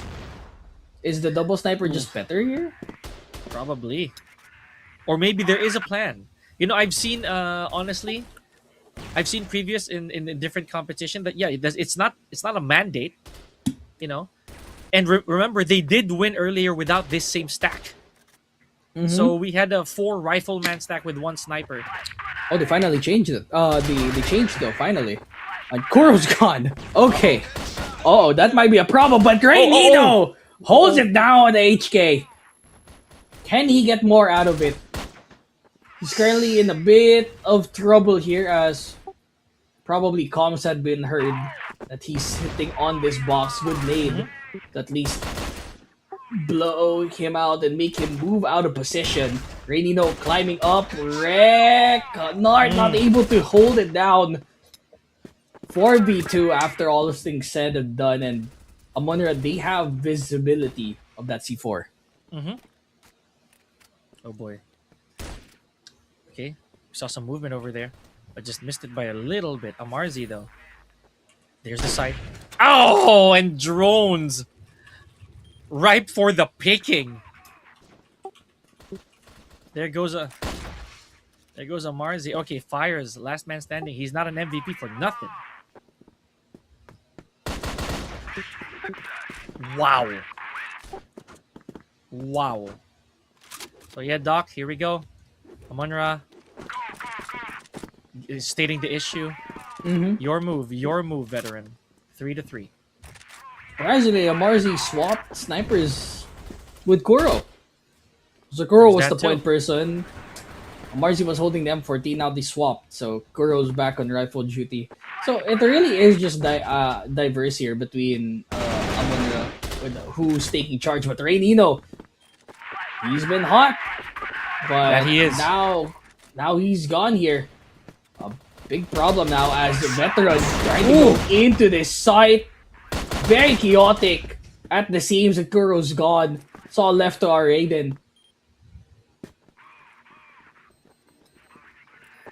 Man. A veteran right here. Okay, there we go. That's one more down on the side of veteran. I was gonna say that if veteran lets their guard down a little bit, then it's gonna be a problem. But here we go. Drones holding it up for the team. 4-3. Veteran still alive, still kicking, refusing to falter. Yep, there it is. So we're seeing bridge and the door peek here from drones. So far, no information, Doc. No info found yet. And veteran is around the area to solidify and hold. Climbing on top of this, nearing towards that A short spot. They have to be wary. There's a lot of resistance here. Shock moving away.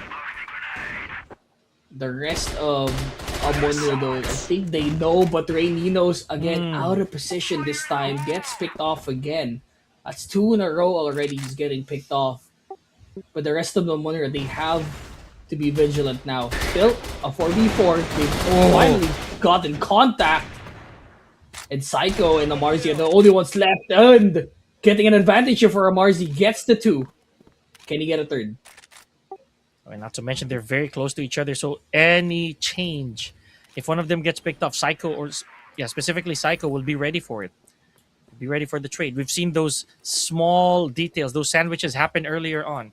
So if EV9 right here steps one way in the wrong direction, and that might be it. Uh-oh. Speaking of stepping in the wrong direction, here we go. Timing. I Oh, told you. I had to say it. he had He no takes, bullets in that AK, dude. That's crazy. Look, dude. He took one step. I said that. Like he takes one step in the wrong direction, and that would definitely be it. Not to mention not a lot of health, right? So 4-4, guys. I think this is the last half, the last round of this first half too. hmm So we're swapping sides after this. At this point, man, this set right here is very very unforgiving. Here we go. Ooh, Speaking of wow. unforgiving, Drones has not forgotten. Oh boy. Aye. Drones getting the one up here against Marzi this time. This feels, it really feels like deja vu. Right? This entire first half was like a deja vu of Port. But again, you guys are not wrong. This is very similar to how Port went down, albeit with new players in the field that are gunning to take that top spot. You know, almost the same time around the earlier match, I think we've already had a 2-digit fragger, True, right? they did. I think it's because of the dead round where they had to remake. So That's the true. scores Yeah. are not as accurate, but damage done. They got the plant down. Oh! Amunra still playing around. Drones with the double kill. I feel like this is a bygone conclusion. This should be a 5-4 scoreline. Leading Man, is veteran. here we go. Yeah, most of our players, man, they were just really put under so much pressure. They'd be bleeding from the neck down. So I can't blame why this is taking a toll on some of our players. Like it's really testing their patience, testing their decision making here. More so the composure. You saw how Drones once again has been turning up. I don't know. Maybe it's just really natural coincidence that whenever we look at their side, he would be up front. It could be the positioning. Yeah, it really goes to show that in Black Widow the positioning matters, right? We got some rounds where one of the guys just held in truck the entire time. Someone was holding a slide ramp, and then they're like, okay, you know what, NM14 would do. And then we got another round where it was Yes. just drones going around just shooting everyone with the sniper. And you're like, okay, so what type of analysis are we supposed to show? Everyone's trigger happy. Everyone wants a piece of that pie, Pika. Yeah, the MVP is up for grabs, honestly. That's what I like. You know, they don't just want to bring home the bacon for our teams, right? Like they also don't want to bring home the gold as a unit. They also want a star out of themselves. Call it ego peaking, call it like the competitive drive to do so, but it is still part of the game. You know, our players are still gunning for that attention, for that spotlight to be shined upon them, and Kuro's doing a very, very good job of doing so. Honestly, Yeah, I mean, Kuro always bringing us the action here, but Drones, Amarzi, I mean, we got Rainino as well, who has been on a tear for the past couple of rounds, but Yeah. recently at the end of things, he seems to be always getting picked off one by one, possibly because he's always the first person to rotate and overstep, because there needs to be someone to do that on the team. If there's Absolutely. if there's anyone that needs to be taken care of here, it has to be Raininos for the side of Amunra here on the second half. and let's see if that's going to be the case here. We're already seeing contact, damage taken by some of our players, or at least just some visual contact. I would say so. Here we go. So you have to take it slow. We've already withered down a minute and a half almost. We're almost there. Here we go. Rainy, you had to say it. Now Raininos is the first to go.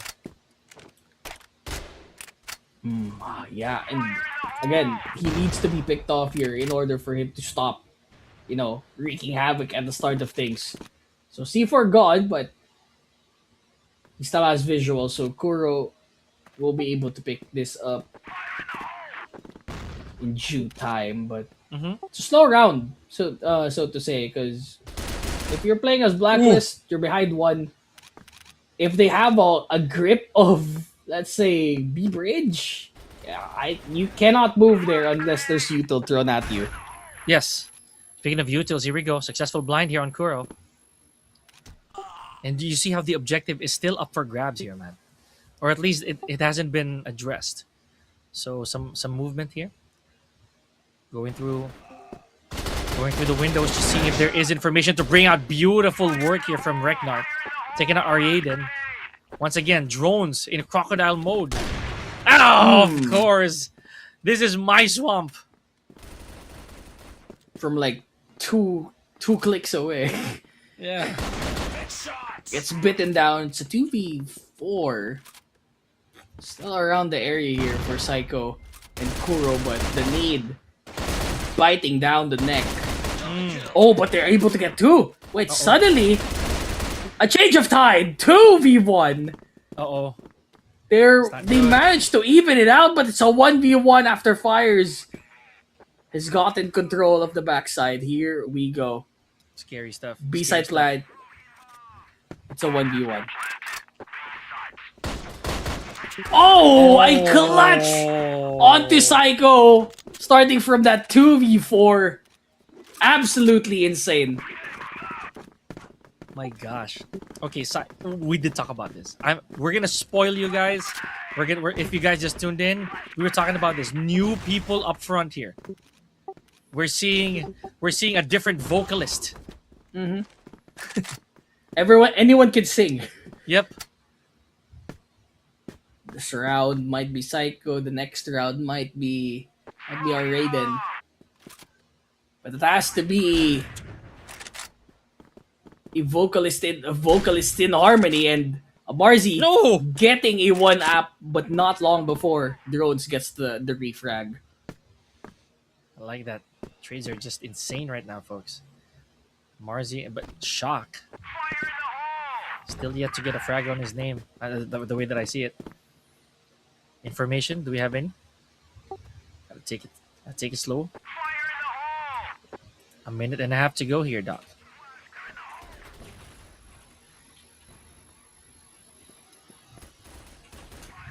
Very slow, in fact, but they're around the B area.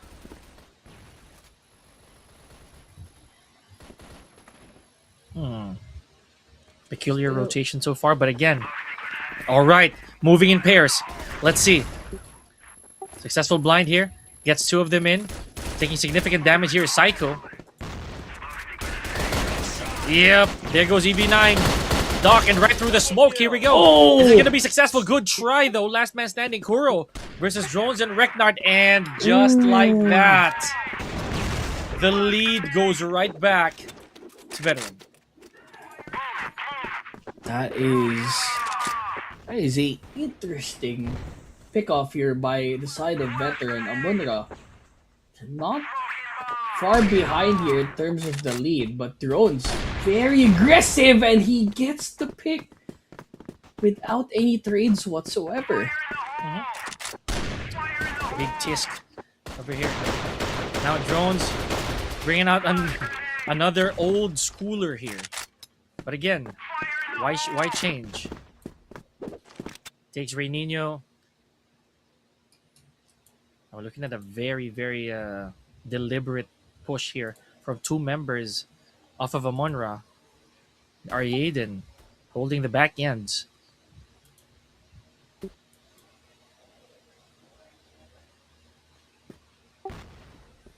Still holding here, and Amunra. This lead does not favor them at all.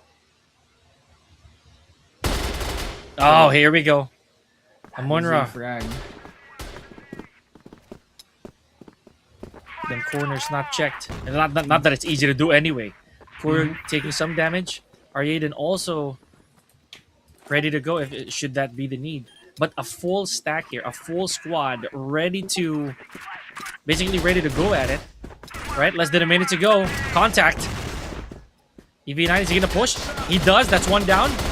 Make that two. Ooh! EV9 on a tear this round. Got all 3 kills that he needed there just to hold on that B side. So Amunra, they have to play catch up now because veteran is a very comfortable lead that they can just hold on. That's what I'm saying, man. Like it could really be the map. It could really be as usual. We've seen enough shooters during our day and now that it is comfort, it is familiarity. And here we go, back to the action. Staying steady within the smoke.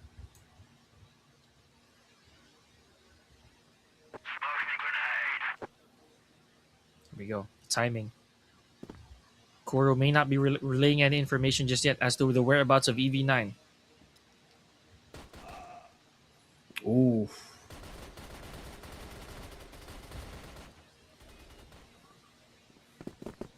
Still about where to go next for Amunra. It's been dead silence for them for the past couple of rounds, so I need a little bit of action here. Okay. Psycho gets the one. The second one not as secured yet, but they finally do. It's a 2v3. They get themselves a little bit of leverage onto this A site. But there's still one guy sitting on truck. He is still alive. Drones. He's holding the ground. It takes one. Woo! The USPS is there to secure the round. 6-7. 6. Oh, hey, you had sorry, I had to say it. Sorry, you had to say it. Sorry, bro. Children, R8.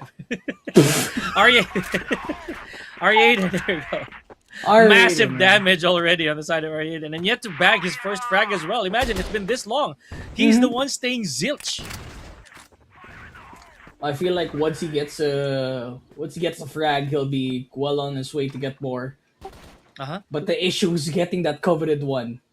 Yes, the catalyst, if so to speak. Here we go. A little bit of information. Good guards from the staircase. Naryaden just keeping his rational distance. One wrong peek here, and the action could ensue. Oh, and then finds a noggin is Psycho. Someone was caught trying to jump throw. But Drones with a very wide angle gets the double kill on the cross. Amarzi, very low on HP, but he's still on it. Deagles come through. Amarzi's still up. And Kuro Reyninos is the point person here. He needs to survive. He needs to go huge here. Yes, he does. We got 3 active players here. Oh! Okay. That's the one. Marzi. That's the second! Oh. Can he get a 3K? He does! Way! Oh my gosh. Amarzi once again. This time it wasn't a careless triple peak. They all just really aligned themselves for him. I cannot blame Amarzi for that one, dude. Yeah, once the smoke on B doors disappeared, it was a field day for Amarzi. There was no visibility as well. There was no nade to at least bring themselves out. But Amunra, they got godded here. Onto the aggressiveness of veteran. 2v3. There's someone on the flank. Fires, gets the one. It's all left to Amarzi just looking on the long side of mid. Oh my gosh. He can do it again, go. He might be able to. He just doesn't have the firepower, that one tap potential. Now he has to stay for a longer interaction just to take out one. Oh man. Amarzi though, he does have what he needs. Fires. I don't think he knows, man. Or maybe he's just really playing ring around the RoSEA with Amarzi. Just to go down. And that's what I was talking about there, dog. That is exactly what I was talking about. Amarzi, he had too many on his plate, right? So that firepower, the eyes, everything, it wasn't really gonna fall into his favor. But here we go, veteran taking that lead, and should they be able to take this 2 more times, we're gonna go to a third map rather. Lest we forget, Amunra is not that far away. Yeah, they're still up actually. Yeah. So managed to catch up here in the round leads, and again, you said, one map ahead. Oh boy. Someone needs to move here. Cutting the tension here with a knife. They're still playing super passive here for Amunra. They're already still on spawn. They finally started moving here on the long. It gets the shot. Drones is Oh. gone. No sniper to hold on to sight, but Shock is still around the area. Dangerous grounds we're looking at here. Both these teams. Okay. So now that Jones is out of the picture, is there anybody who's gonna dare? Who's gonna dare pick up that hunting rifle? It's not a hunting rifle, guys. That's just a reference. But let's see who's gonna walk right in here. Okay, beautiful flush out right here by Ray Ninos. Psycho though, barely made it out of that encounter.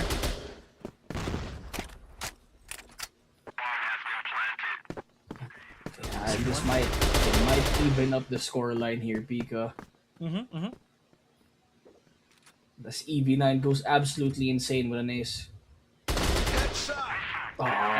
Again, Only left to 2. it had to happen. You know, this is also how you gauge the power rankings, or basically the power levels of our teams, folks. Because the fact that they're exchanging blows here, that really just goes to show the skills. That just really goes to show how much these players and what these players are capable of. My goodness. All right. So far, so good. Oh, man, the 3v3. What an exchange. We barely had the time to talk about that, Doc. Okay, just not even the round in general. Straight into it, drones. Again, once he's still up, always a constant threat to the squad. So Amunra left standing here. And now veteran finally on map point here. Amunra, we can do the funniest thing possible. Put ourselves into another OT. Let's see if that's the case. Man, may the angels be upon you as you say that. Here we go. One down for Amunra. And we're looking real tight here. Real good for veteran. They are up by 1. And only, I'd say, reasonable damage taken by the players who did have an encounter. Drones, once again. Like a coiled viper here. He's ready.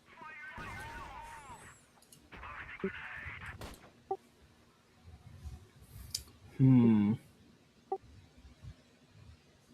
they're all walking at the same time, bro. It's like the squad rolling down. Here we go. Stalking prey. They look to be locked in fires. They have the point. Drones is still on mid ramp. Bro is waiting for a pick forever. I told you, man. The guy has the patience of Job.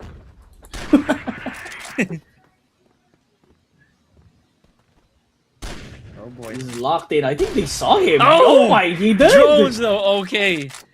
There's another croc in the swamp here. Gotta be careful. 4-4, and we have not seen a mellowness like this in quite a bit. Yeah, but this is a vital round for Amunra as well, so it needs to be taken care of ASAP.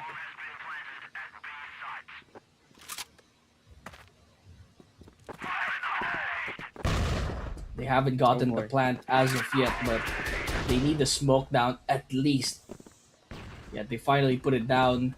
This should be the plant. Veteran left to hold and retake. Man, easier said than done actually. So here we go. Amarzi playing the same game. Aiden. Okay. Oh, but really bad spot right there for Aiden. Ooh! All left the shock. Marzi's still on it. Shock. Not good right here. Okay. Oh, he can secure it, but the time's ticking down. Yo! 8 seconds. Plenty of time remaining, Pika. Unbelievable. Oh my gosh. And just like that, bro, veteran evens things up here, pushing a third map. Sweet, sweet victory for Veteran. That is game number 2. We are headed into sub base. It had to happen, dude. It We had to had happen, bro. we had to say it. But again, this is what we're looking for, ladies and gentlemen. Not a one-sided flop, right? For our teams, for our contenders. Now, this is proof that only one can emerge on top here. So congratulations to Veteran. Congratulations to Veteran. That was phenomenal. Yeah. I'm looking at the comments as well, man. Everybody be showing love here. Yeah, that's a great match, to say the least. 2 close games in a row, man. 10-8. That could have possibly been another OT. I ain't gonna lie with you.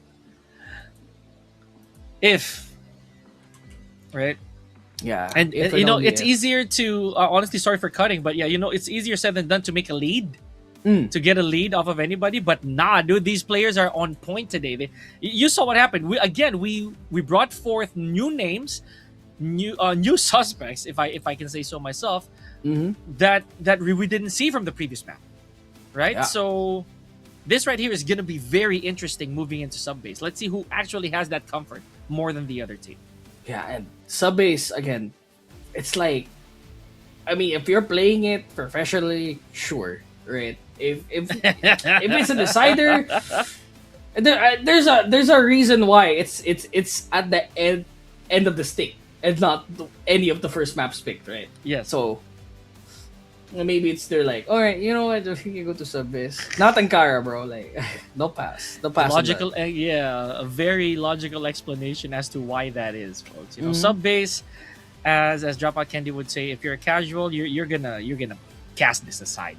You're gonna push this map aside because there are so many variables, so many ways for you to actually fall flat on your face in this map. So, but I'm gonna tell you who did not fall flat on their face. It is Veteran. So, just a while ago when we thought that Amunra would have that full steam ahead of momentum, nah. Veteran, they did have a plan, and I'm very happy, honestly, that we got to see more names, more of their players stepping up.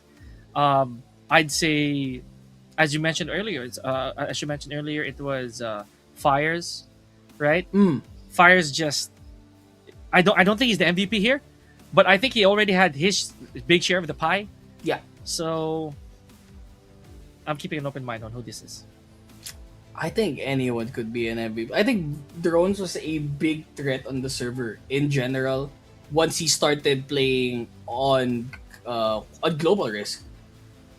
Because he was trying to just hold the entire time, and he got so much openings that led to round wins in general. Oh my god!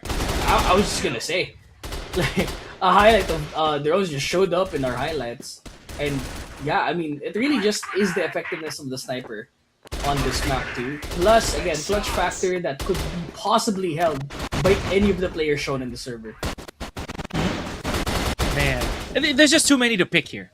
Honestly, there's just a lot of moments here from all these players. But again, Drones, man. When this guy already has that pre-aim, it's almost impossible for him to actually botch it, honestly.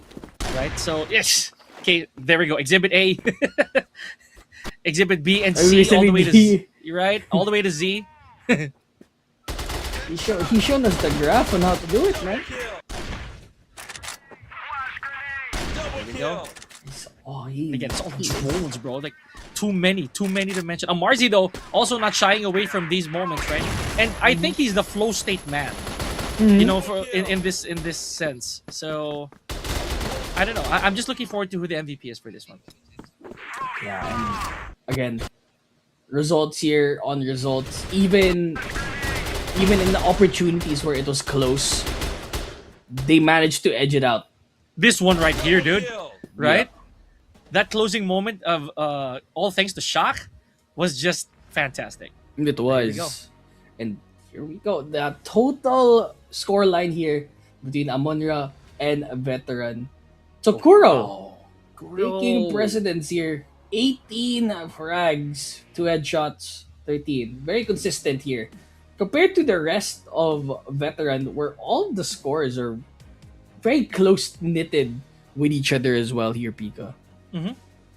Yeah, it's even if the evident a top fragger here is Kura. I cannot discount the performances of everybody else, dude. So, and look at Fires, right? Like, even after being an MVP from earlier on, he got his 16 bomb right over here. Just 3 deaths differential here from Shock. He's still close to MVP. You know what I mean? Mm-hmm. It's still not a long shot from how he performed earlier. Ray Ninos as well. This is your boy right here. This is your boy. So he's a headshot machine, bro. He got nine headshots. The highest in the entire map. Mm-hmm. In this server as well, but again, I mean, I think the frags take precedence over the headshots because you gotta be at least consistent, right? Even though Ray Ninos has been the lowest deaths here on the server at the moment. Mm-hmm. Still, it just goes to show how all of our players right here are really on their A game. No one went below 9 frags, dude. So this is just sweats. Mm-hmm. If we're gonna be saying that out loud. But again, even the objective plays here, not everybody was really giving it too much mind. It's just really a matter now of outgunning the other team. That's what we're looking at here. This, I believe, did not trump the first map though. Mm. Oh, right. and See? my Yeah! my goat goat. getting MVP, dude. Ray Nino Superior. Okay, the other side of that IGN not included in the IGN when we're saying it. So Ray Nino, the MVP, Ray Nino, 1.78. yeah. Okay, so we got it right the first time. Yeah. All right. 1.78 KD, 0.89 KR, 0.56 HK, and a 0.50 SR. Very consistent here. But again, they didn't win the map, and that's a really big question. Hey, I'm always the one questioner, right? Always the MVP, but never the map win, right? So now, who will take home a spot here at the upper bracket finals in this qualifier between a veteran and Amunra? Because we're headed to sub-base here, Pika. What do you think is going to happen? The atmosphere is dense. Honestly, it's you can basically grasp the air with your hand, but it's too close to call. Again, an equalizer this early on in our first set of the day, guys. It's just too exciting. Meanwhile, don't take our word for it. Join us a little later on as we move on to our third map, ladies and gentlemen. Still here for the rest of Southeast Asia. On the mic, Pika and Dropout Candy. We'll take a short break, and so should you. We'll be right back.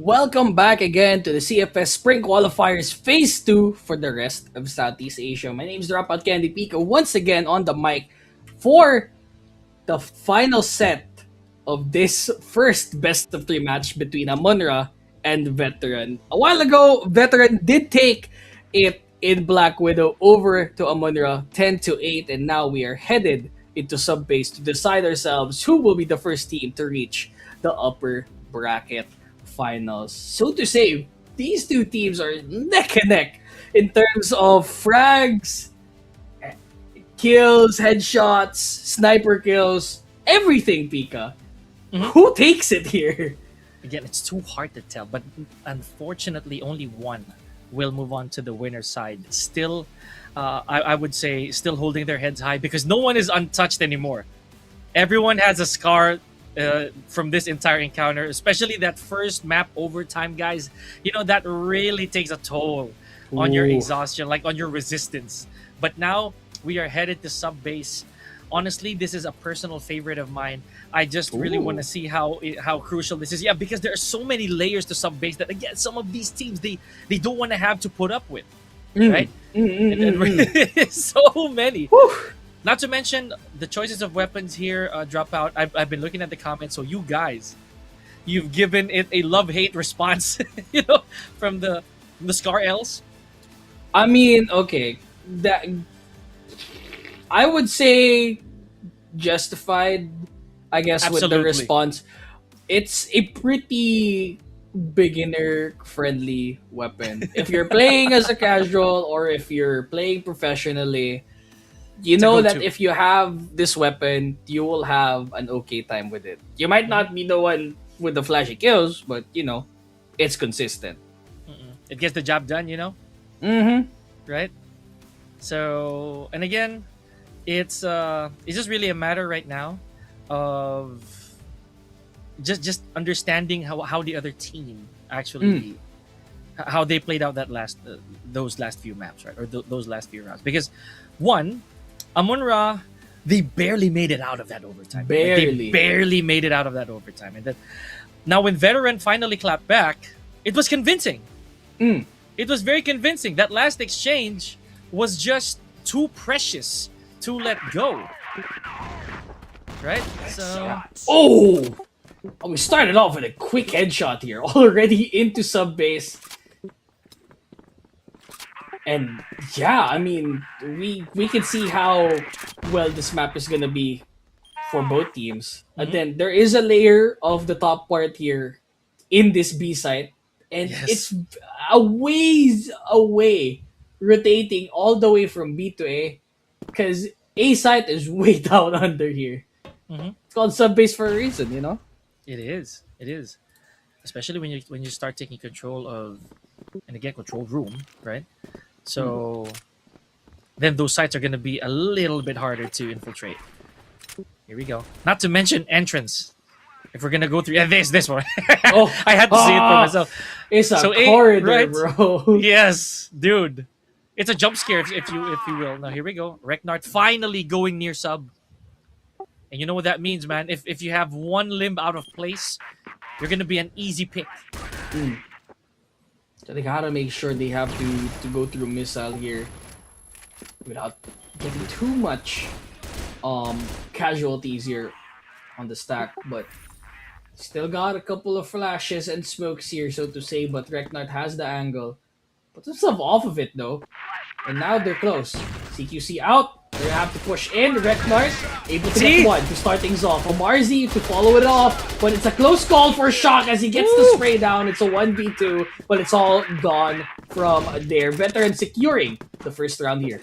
See, that is exactly what I was talking about. The moment that Reknart was able to position himself right behind sub, it became such a difficult task already for Amunra because that spot right there, or at least the entirety of sub, is such a good ring around the rosy type of interaction from our teams, from our players rather. Insane. You really have to commit on the push here and not hold back because someone else is gonna do it for you, Exactly. and it's not gonna be pretty on the other side of the thing. Oh boy. Insane, insane, insane. Raiden's still holding back here. They're still way down, but there's someone here holding down particularly in woods. So Shock, there's no one to trade against him, but he is gonna be the one to start the fire as well. Gets one frag, or RidaZ's kind of stuck here. Has to retaliate with the pistol, no less. Gets it, runs away safely, and he's healthy. Talk about new weapons right here. We have M4A1 back. Oh my goodness! And with a reward here for Reknar, taking out RidaZ, 4-3. Locker here, a bit crowded, man. Yahoo! Too many people in the room, bro. I gotta move off. Yeah, Reknar, he's the guy who's been playing with the AK, so really a traditionalist. Drones he's back. He's threatening too. Amarzi, last person standing, but too much people to look forward to. That's a 2-0. Veteran. Very consistent here. I like it. So just like that, this is the first time we're seeing a 2-0. So from our 3 maps, and again, we're talking about entrance over here. It is where a lot of the messes happen. Reknar, back to the old formula.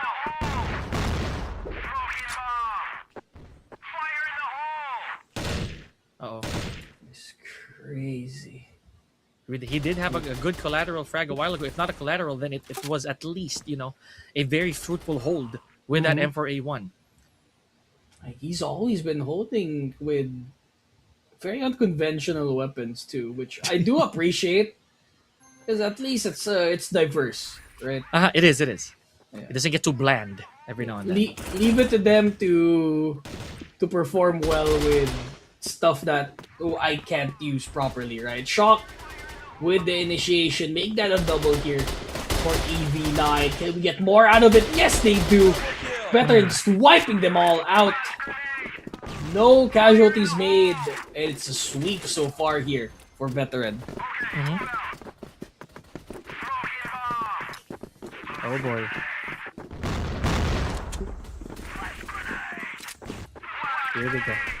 Here we go. They're keeping it consistent here for Veteran. They know the ins and outs of it. Drone's kind of low in HP, finally getting some desperation retaliation, but they're now onto sub base. It's a 1v2, but they're getting caught out on the cross here. Amarzi 1v1 lives to die another day. EV9 though. Okay. Shock. Amarzi. Oh, not close. My gosh. Veteran now inflicting some serious wounds here on the Amunra. How are they gonna clap back at this? Dude, they have almost every zone scouted out, posted up. Look at the distribution of players here on the side of Amunra. I'd say that they're trying to go for challenge points. Look at A, look at B. And there's a good block right there from Jones again on mid. Is anybody gonna be foolish enough? They're trying to make sure that they have an advantage at least when they head into sight, but if they're none the wiser, they're always getting picked off one by one. They need a different approach here, Pika. They do. They absolutely do. Because this is a habit. This is becoming a habit. It's no longer a recalculation. Oh! Right through the Drones, smoke. hello? X-ray vision? Anybody? Check him? Fires though, under heavy fire with that onto locker room. They finally get the clear out, but they're not out of the woods yet. C4 a ways away, and Kuro's the only guy in sight. They need to at least trade off with the guy pushing and defending, and they do. Drone still gets one more. Reknar left alone in a 1v1. M4A1 in hand. Can he get it? Or does Kuro secure the first round for Amunra? The answer is Amunra. Yes. Finally, putting a band-aid on it, at least for now. That's still 3 rounds up here for Veteran. So far looking good. And you know, that encounter, that messy encounter over at locker rooms, that was just a bit too catastrophic for our liking. Now let's see if there's going to be a change of pace here. Is Drone going to be changing his approach here on mid? They have to. I mean, it has worked so far. Might as well. If it ain't broke, don't fix it. Someone's already posted up onto Ven. So whoever is looking through that area has to be aware that he might be a threat coming through.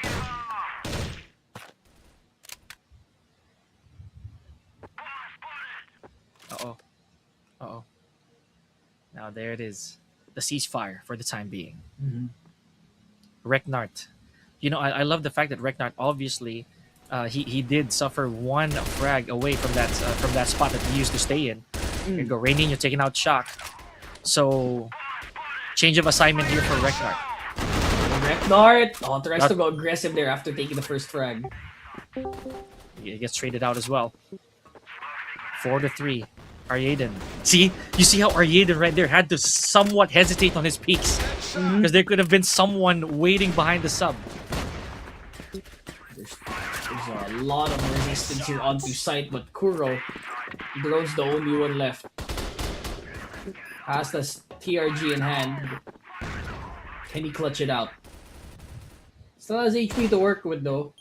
He's getting picked off one by one, and that should be another round for Amunra here.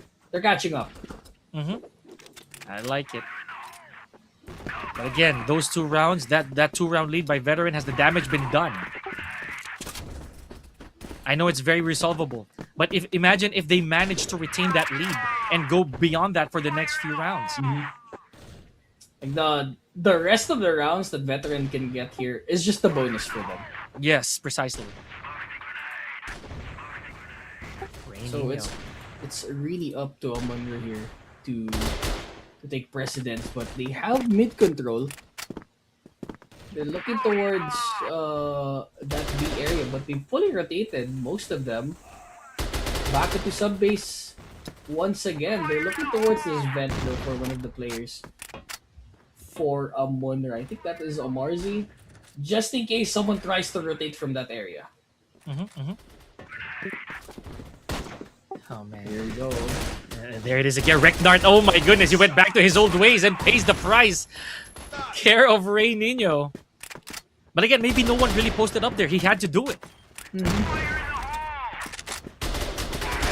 knew what was at risk. Good drones with the flick. 3v3, this is still possible for them. They have Utos to play with. Oh man, not to mention, it is ticking. Time pressure here. Jumps right into... Okay, there we go. Oh, fires. Already not enough, bro. Very decisive retake for the side of Veteran. That's 5-2. Man, the just lead... like that, Fires is also 1 frag away from getting his 2-digiter. Oh, he's playing 2 digits, bro. Fire. Literally on fire, bro. They got a hold for Amunra. Like the retake, the entry has been good. They got a hold, and that's always been the problem if you are playing on sub base. Once you get into sight, it's harder to hold because now you're on the other side of the stick because everyone's going at you. And you know it's very easy to know where you are because there's not a lot of spots to hold behind. Boy. And much less getting there. That's already a problem. So, control room. Here we go. Aryaden taking out, or basically making sure that no one really comes from the front. That main door is wide open. So Psycho. Okay, big botch over here. And now that's information as well. Gathered Reknart. Wrecking face with the M4 gets 1 and already traded courtesy of Shock. Yeah. The numbers don't look very good there. Sure, you're able to pick one off, but there was already a casualty to begin with. So here we go. A minute and going. And a while ago, they did stop going for vents. So maybe it really wasn't that, I'd say, worthwhile to be posting up there. Guess still no objective. Wasn't a priority for them. So instead they go to A. No resistance at all. They'd rather just take the retake, which is a little bit easier, so to say, if you're a veteran.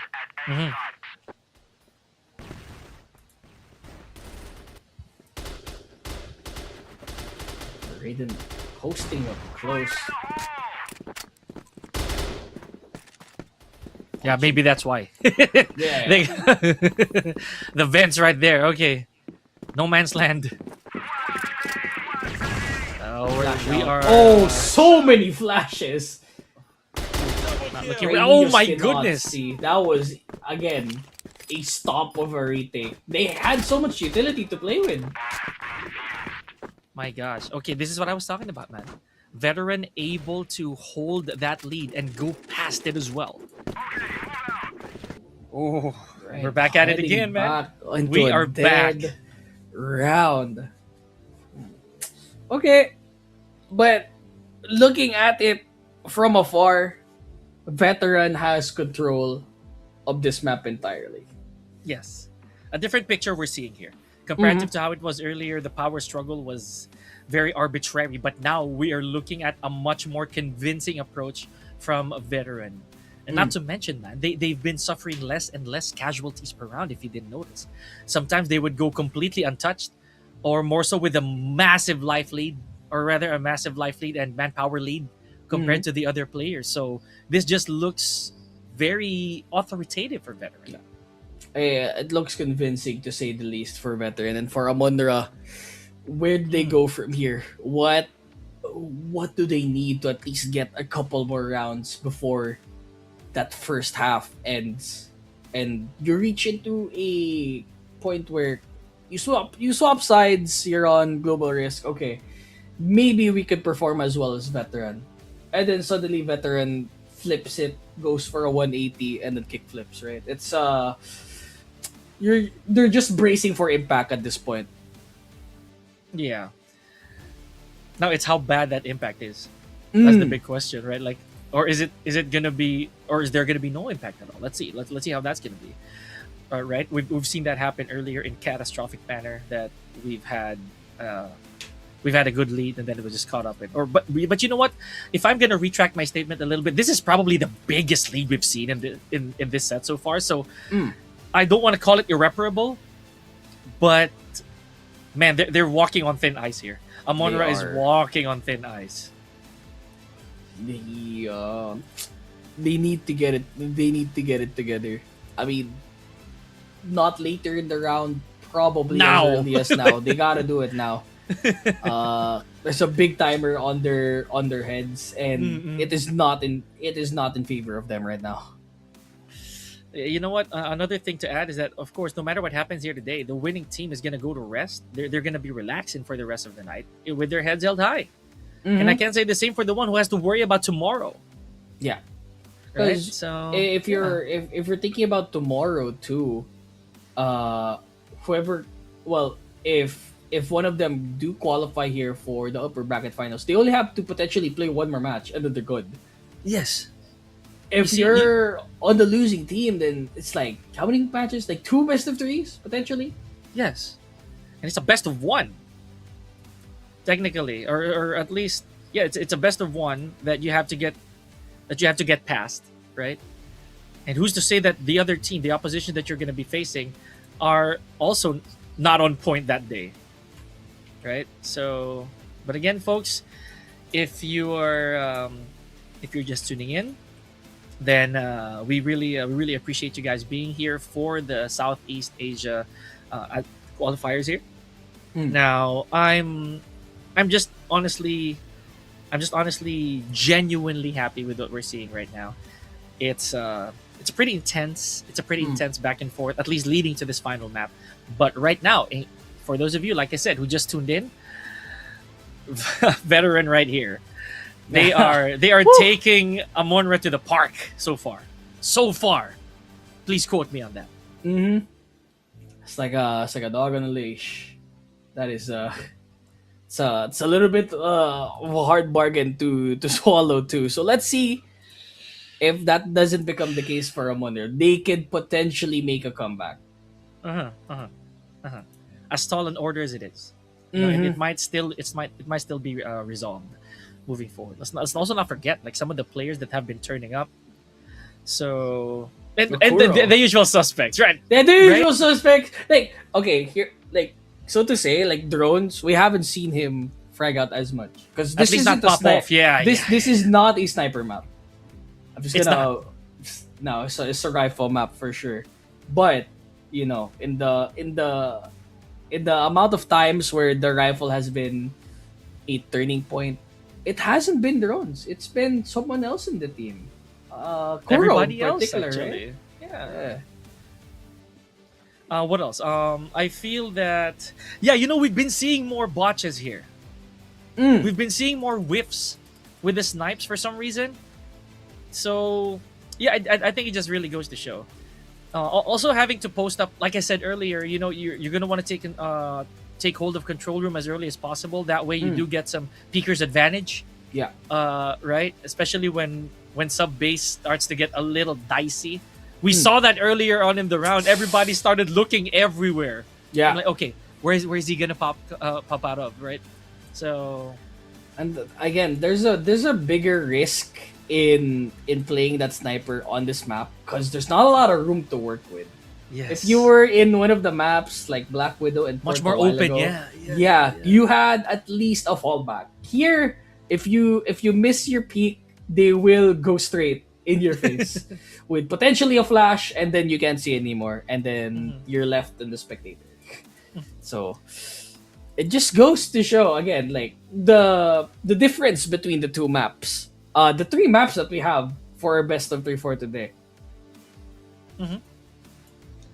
Oh, yeah, funny you should mention that, man. I'd really want to see more snipes, but at the same time, I completely get it. We were seeing an M4 finally, so Yeah, right? he's the same guy that has been using the AK. So he's sticking to his guns. He wants to use the base weapon. I think if you're playing CF, that is literally the first thing you buy. It's the first weapon you'll have, honestly. Yeah. But then again, we talked about this earlier. It can be a slingshot and you'd still hit someone in the forehead. It'll still hurt. True. So it just might be the case. But for those of you who again just sat down with us, welcome to CFS's rest of Southeast Asia Spring Qualifiers. This is Phase 2 and Day 1. I'm still on the mic here, Pika and Dropout Candy, as we're waiting for Mission Control to give us the lowdown on what's been going on here. We would just like to thank you guys for tuning in and send more love in the comments. You guys have been very vocal. We appreciate that. The interaction from you so far has been astounding. We like looking at the comments. It's a normal day, but we are looking at, I think, the last round before we go on the side swap, because it is 2-6, so it is our 9th round here. So after this, we're gonna have to wait once again. But again, don't worry, we're always gonna be here with you talking about points in CFS and potentially the journey that these guys will make. Bro, they finally went to Vents again. Oh, So true. now they're gonna have to account for flanks way more than they already did. Look at this Shock taking it ever so slow. Amarzi still posting up where he used to, but this time there's a bit of backup. Mhm. Ray Nino, Psycho. Okay. This wasn't a concern a while ago, but now it is. Ooh! Veteran getting a 1-by-1 flag. Amarzi What was that, Look. dude? looking at the other side of the screen, looking for a lineup video potentially. Unfortunate. Very unfortunate. Contact. Eventually, he's gonna get downed for it, but still very entertaining to see. If you're playing by the book, of course you're gonna sit there. There's no one watching you, right? Oh! That's like the only scenario that would happen. Fires, gets a frag, and it's all left to Psycho here. Jump scare right there, guys. As usual. Yes. Psycho. Did he just pick it up? He did. He absolutely did. Okay. He enjoys the throwback. Let's see if this will matter in the long scheme of things. It's only 19 seconds left. Oh, what a sick headshot! Is there enough though? There's a lot of resistance here. 13 seconds Not left. a lot of time to work with. Yeah. Yeah. So that one, they don't mind, but there we go. That is the last round of this first half, and we are swapping sides. Mm-hmm. So Veteran with still a huge lead. I think we ended at 7-2 at the end of the Huge. first half. That's a huge lead. And again, this is what we were talking about. Momentum is like a freight train, folks. So unless you put a huge stopper in front of that train, or maybe even blow up the tracks, if so to speak, then there's really no way for them to punch back. Remember, if that's 7-2, they were only down 3 rounds before we call it a day for Veteran, right? So fingers crossed, guys. We don't want to have to be the devil's advocate for this one for Amunra, but we're just spitting facts. Yeah, maybe Amunra's watching us, right? Like they're like, How dare they? would it be funny if we just put it back to OT? Yeah, well, you know, maybe we gotta take the shackles off. You know what I mean? True. And It's yeah, time to get serious. take out the ankle weights, you know, and start running. But again, kidding aside here, folks. Scores wise, we are looking at a 7-2, and now we're switching sides. Huge, gargantuan lead right here for Veteran. It feels like some of the players here have really stepped up at the clips of our best of 3, and started off with a big frag coming from drones once again. Very consistent all throughout the series with this op. Dude, he gained a new fan out of me. RidaZ right there, first of all, and now it really makes me think, right? I was gonna say this. Is somebody gonna go for that Vents play again? And Reknart, the man who made sub-base a terror earlier on. Oh. Let's see. Getting slow, okay, it's a little bit. Oh, they're pushing! Talk about a push! Sub base, man. It's all left to Amarzi. He has a sliver of an HP remaining, and he will get bombed out by drones. Doesn't even need a sniper to finish him off. Oh, Sting-Util man. will do. Just had to go with good old reliable throwable. Here we go, Kuro once again. Trying to take top ground here. Fires though. Covering multiple vantage points at once. And drones once again looking for these tight corners. Effective or not, it is his designation. Think about what to do next. But drones. What are you? He is a man on a mission, man. To wreak havoc in the server. Okay. This cannot be. This is just too. Oh, I'm lost for words right now. This is just too iconic for drones, man. But Amarty once again left in the dust. Nothing to show for here for. You're surrounded. Ah, there.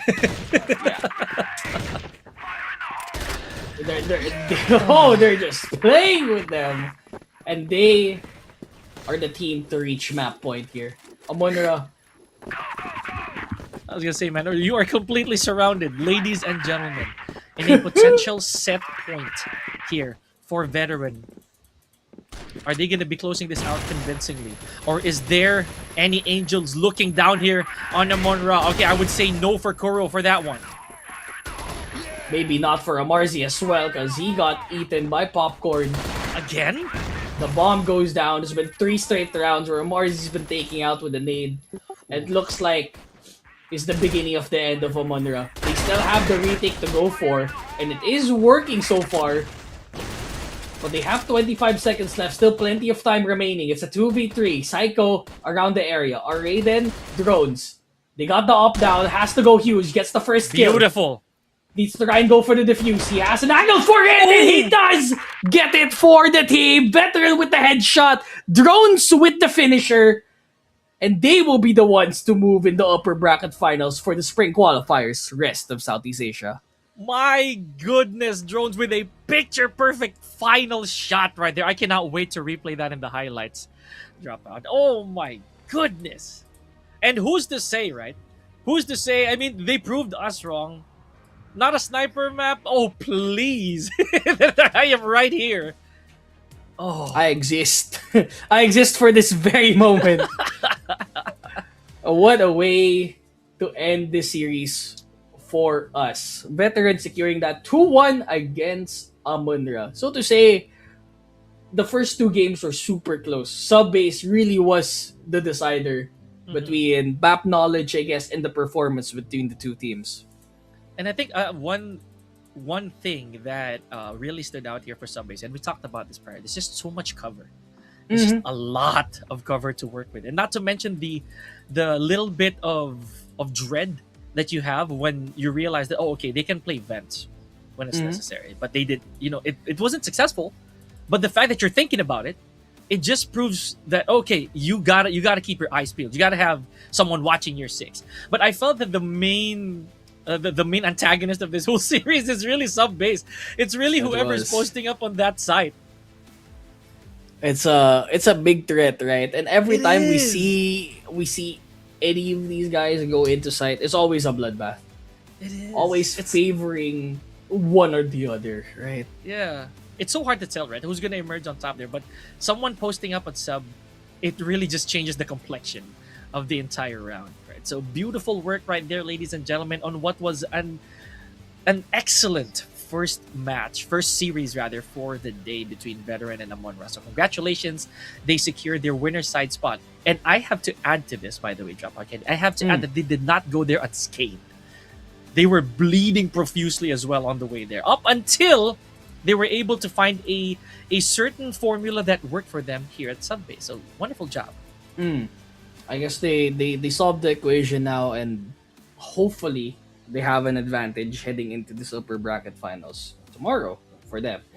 For the side of Amunra though, well, they're on lowers. So that's gonna be a problem for them tomorrow to think about it. But again, with how they performed at the start of the best of series, I should not worry about them too much. Yeah, at least when it comes to charge to experience type of type of performance tomorrow, right? Because what they did here was just really magnificent. They were able to take first blood, so that's really an indicator of okay, we're not here to play around, and we bled out Veteran before that last exchange happened. At the end of it all, though, we put gold where it's due. So Veteran still emerging on top here, folks. Wonderful. Again, I cannot stop chefs kissing drones, man. I'm telling you, he's a threat, man. If he's one person you have to look out for here for the rest of Southeast Asia, has to be him. But again, his whole team's there to support him, so they are all a threat on the server today. You're right. It just so happened that maybe when the camera is panned to him, there's always a moment. There's always a kill somewhere right? on his view. And I don't know if it's biased with the observer, but it's always him. It is always him. Or maybe, again, just fortunate circumstance, if so to speak. Right? I say fortunate because it really does come with a good result. Almost every single time. Reknard as well. The man who made sub I'd say, the fair street of Sub-base today. And Mr. Unorthodox when it comes to them weapon picks. M4A1 and the M4, we got AK. Bro is Mr. Unconventional. Bro probably eats the fork with his right hand. That spoon and fork. It's a different hand. And cut steaks with the backhand of the blade. So that is crazy. With the dull edge. Oh, that is Mr. Unconventional. And there we go. Results come through. Veteran showing to us who the daddy is in this best of 3 with a solid rating. And Fires, I've been talking about this guy. Suddenly he's the person who stepped up for the first game. And he's the last person to step up on this last map. So it really goes to show that even if we don't see him on the observer, he's always fragging out. Yeah, always work to be done here for Fires, right? But again, the entire team just doing what they can, getting all the help that they could. So yeah, we have been looking at drones, but as you mentioned, there's always someone back there that's really getting their hands full, right? So EV9 as well, despite being the bottom fragger, at least for this one, it's not to say that there hasn't been any assistance there. Here we go, and I'm already calling it out. Our second timer here as an MVP. We have Fires. Look at them stats once again, folks. Yeah, two in a row for him. 1.55 KD, 1.06 KR, 0.43 HK, and 0.31 SR. Always a threat on the server, and it goes to show that even if Drones is always on the picture, Fires is always there to follow up with him and the rest of the team. Mm-hmm. My goodness, what a day so far that we've been having here, ladies and gentlemen. And Spring Qualifiers is just getting started here, Dropout Candy. So we're brewing something, and it is up to you, folks. It is up to you, ladies and gentlemen, back there to enjoy the mix. So far, though, Veteran giving us bang for buck, for the way that we started things. Beautiful. And again, Fires. Big round of applause for Fires there, guys. We don't really see a lot of two-time MVPs, or at least not right now. But Fires kicking off day number 1 with such authority. Yeah, but we're gonna see more action later when we head on to a quick break. Don't go anywhere, guys. Spring Qualifiers. Rest of Southeast Asia will be right back for more action. Dropout Candy here, Pika. Don't go anywhere. We'll be right back.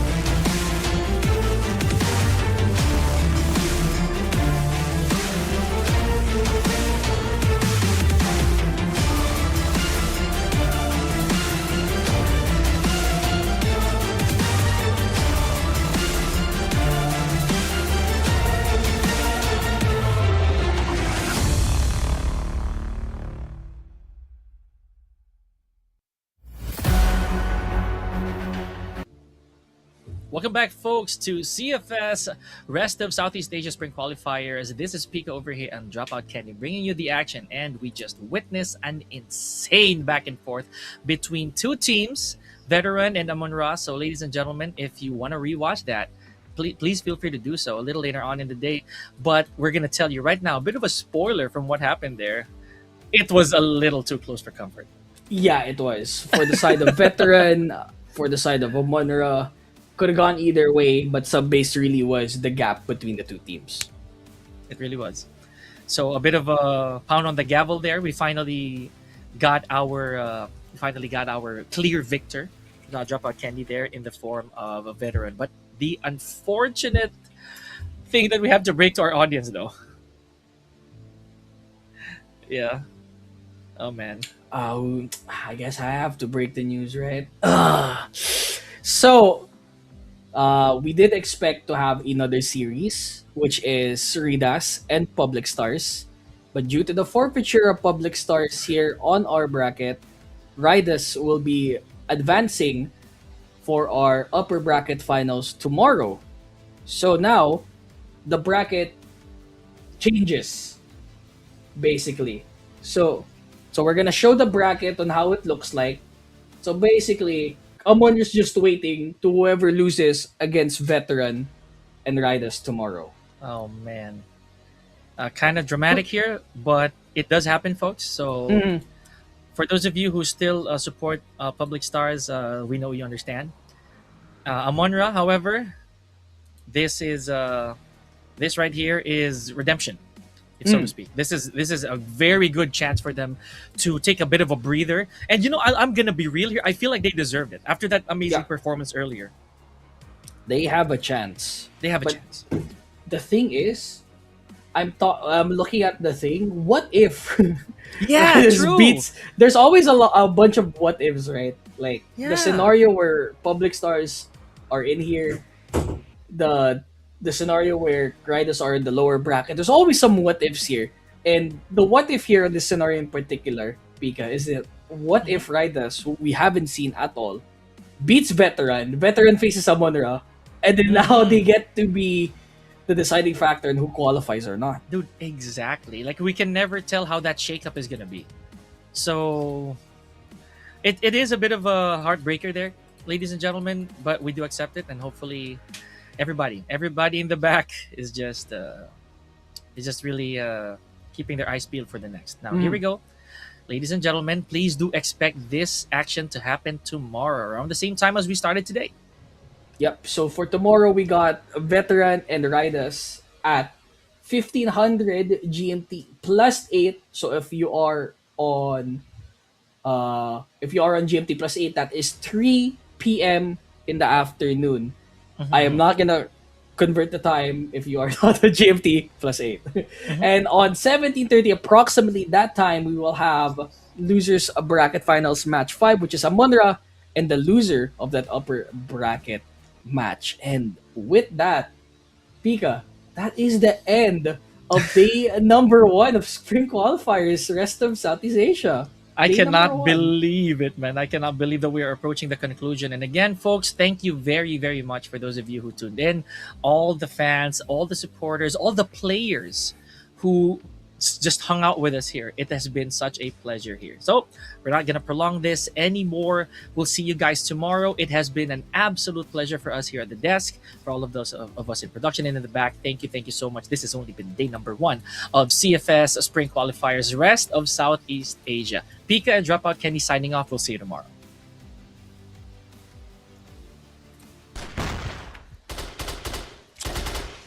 A WWW. Sayang. Ano ba yan?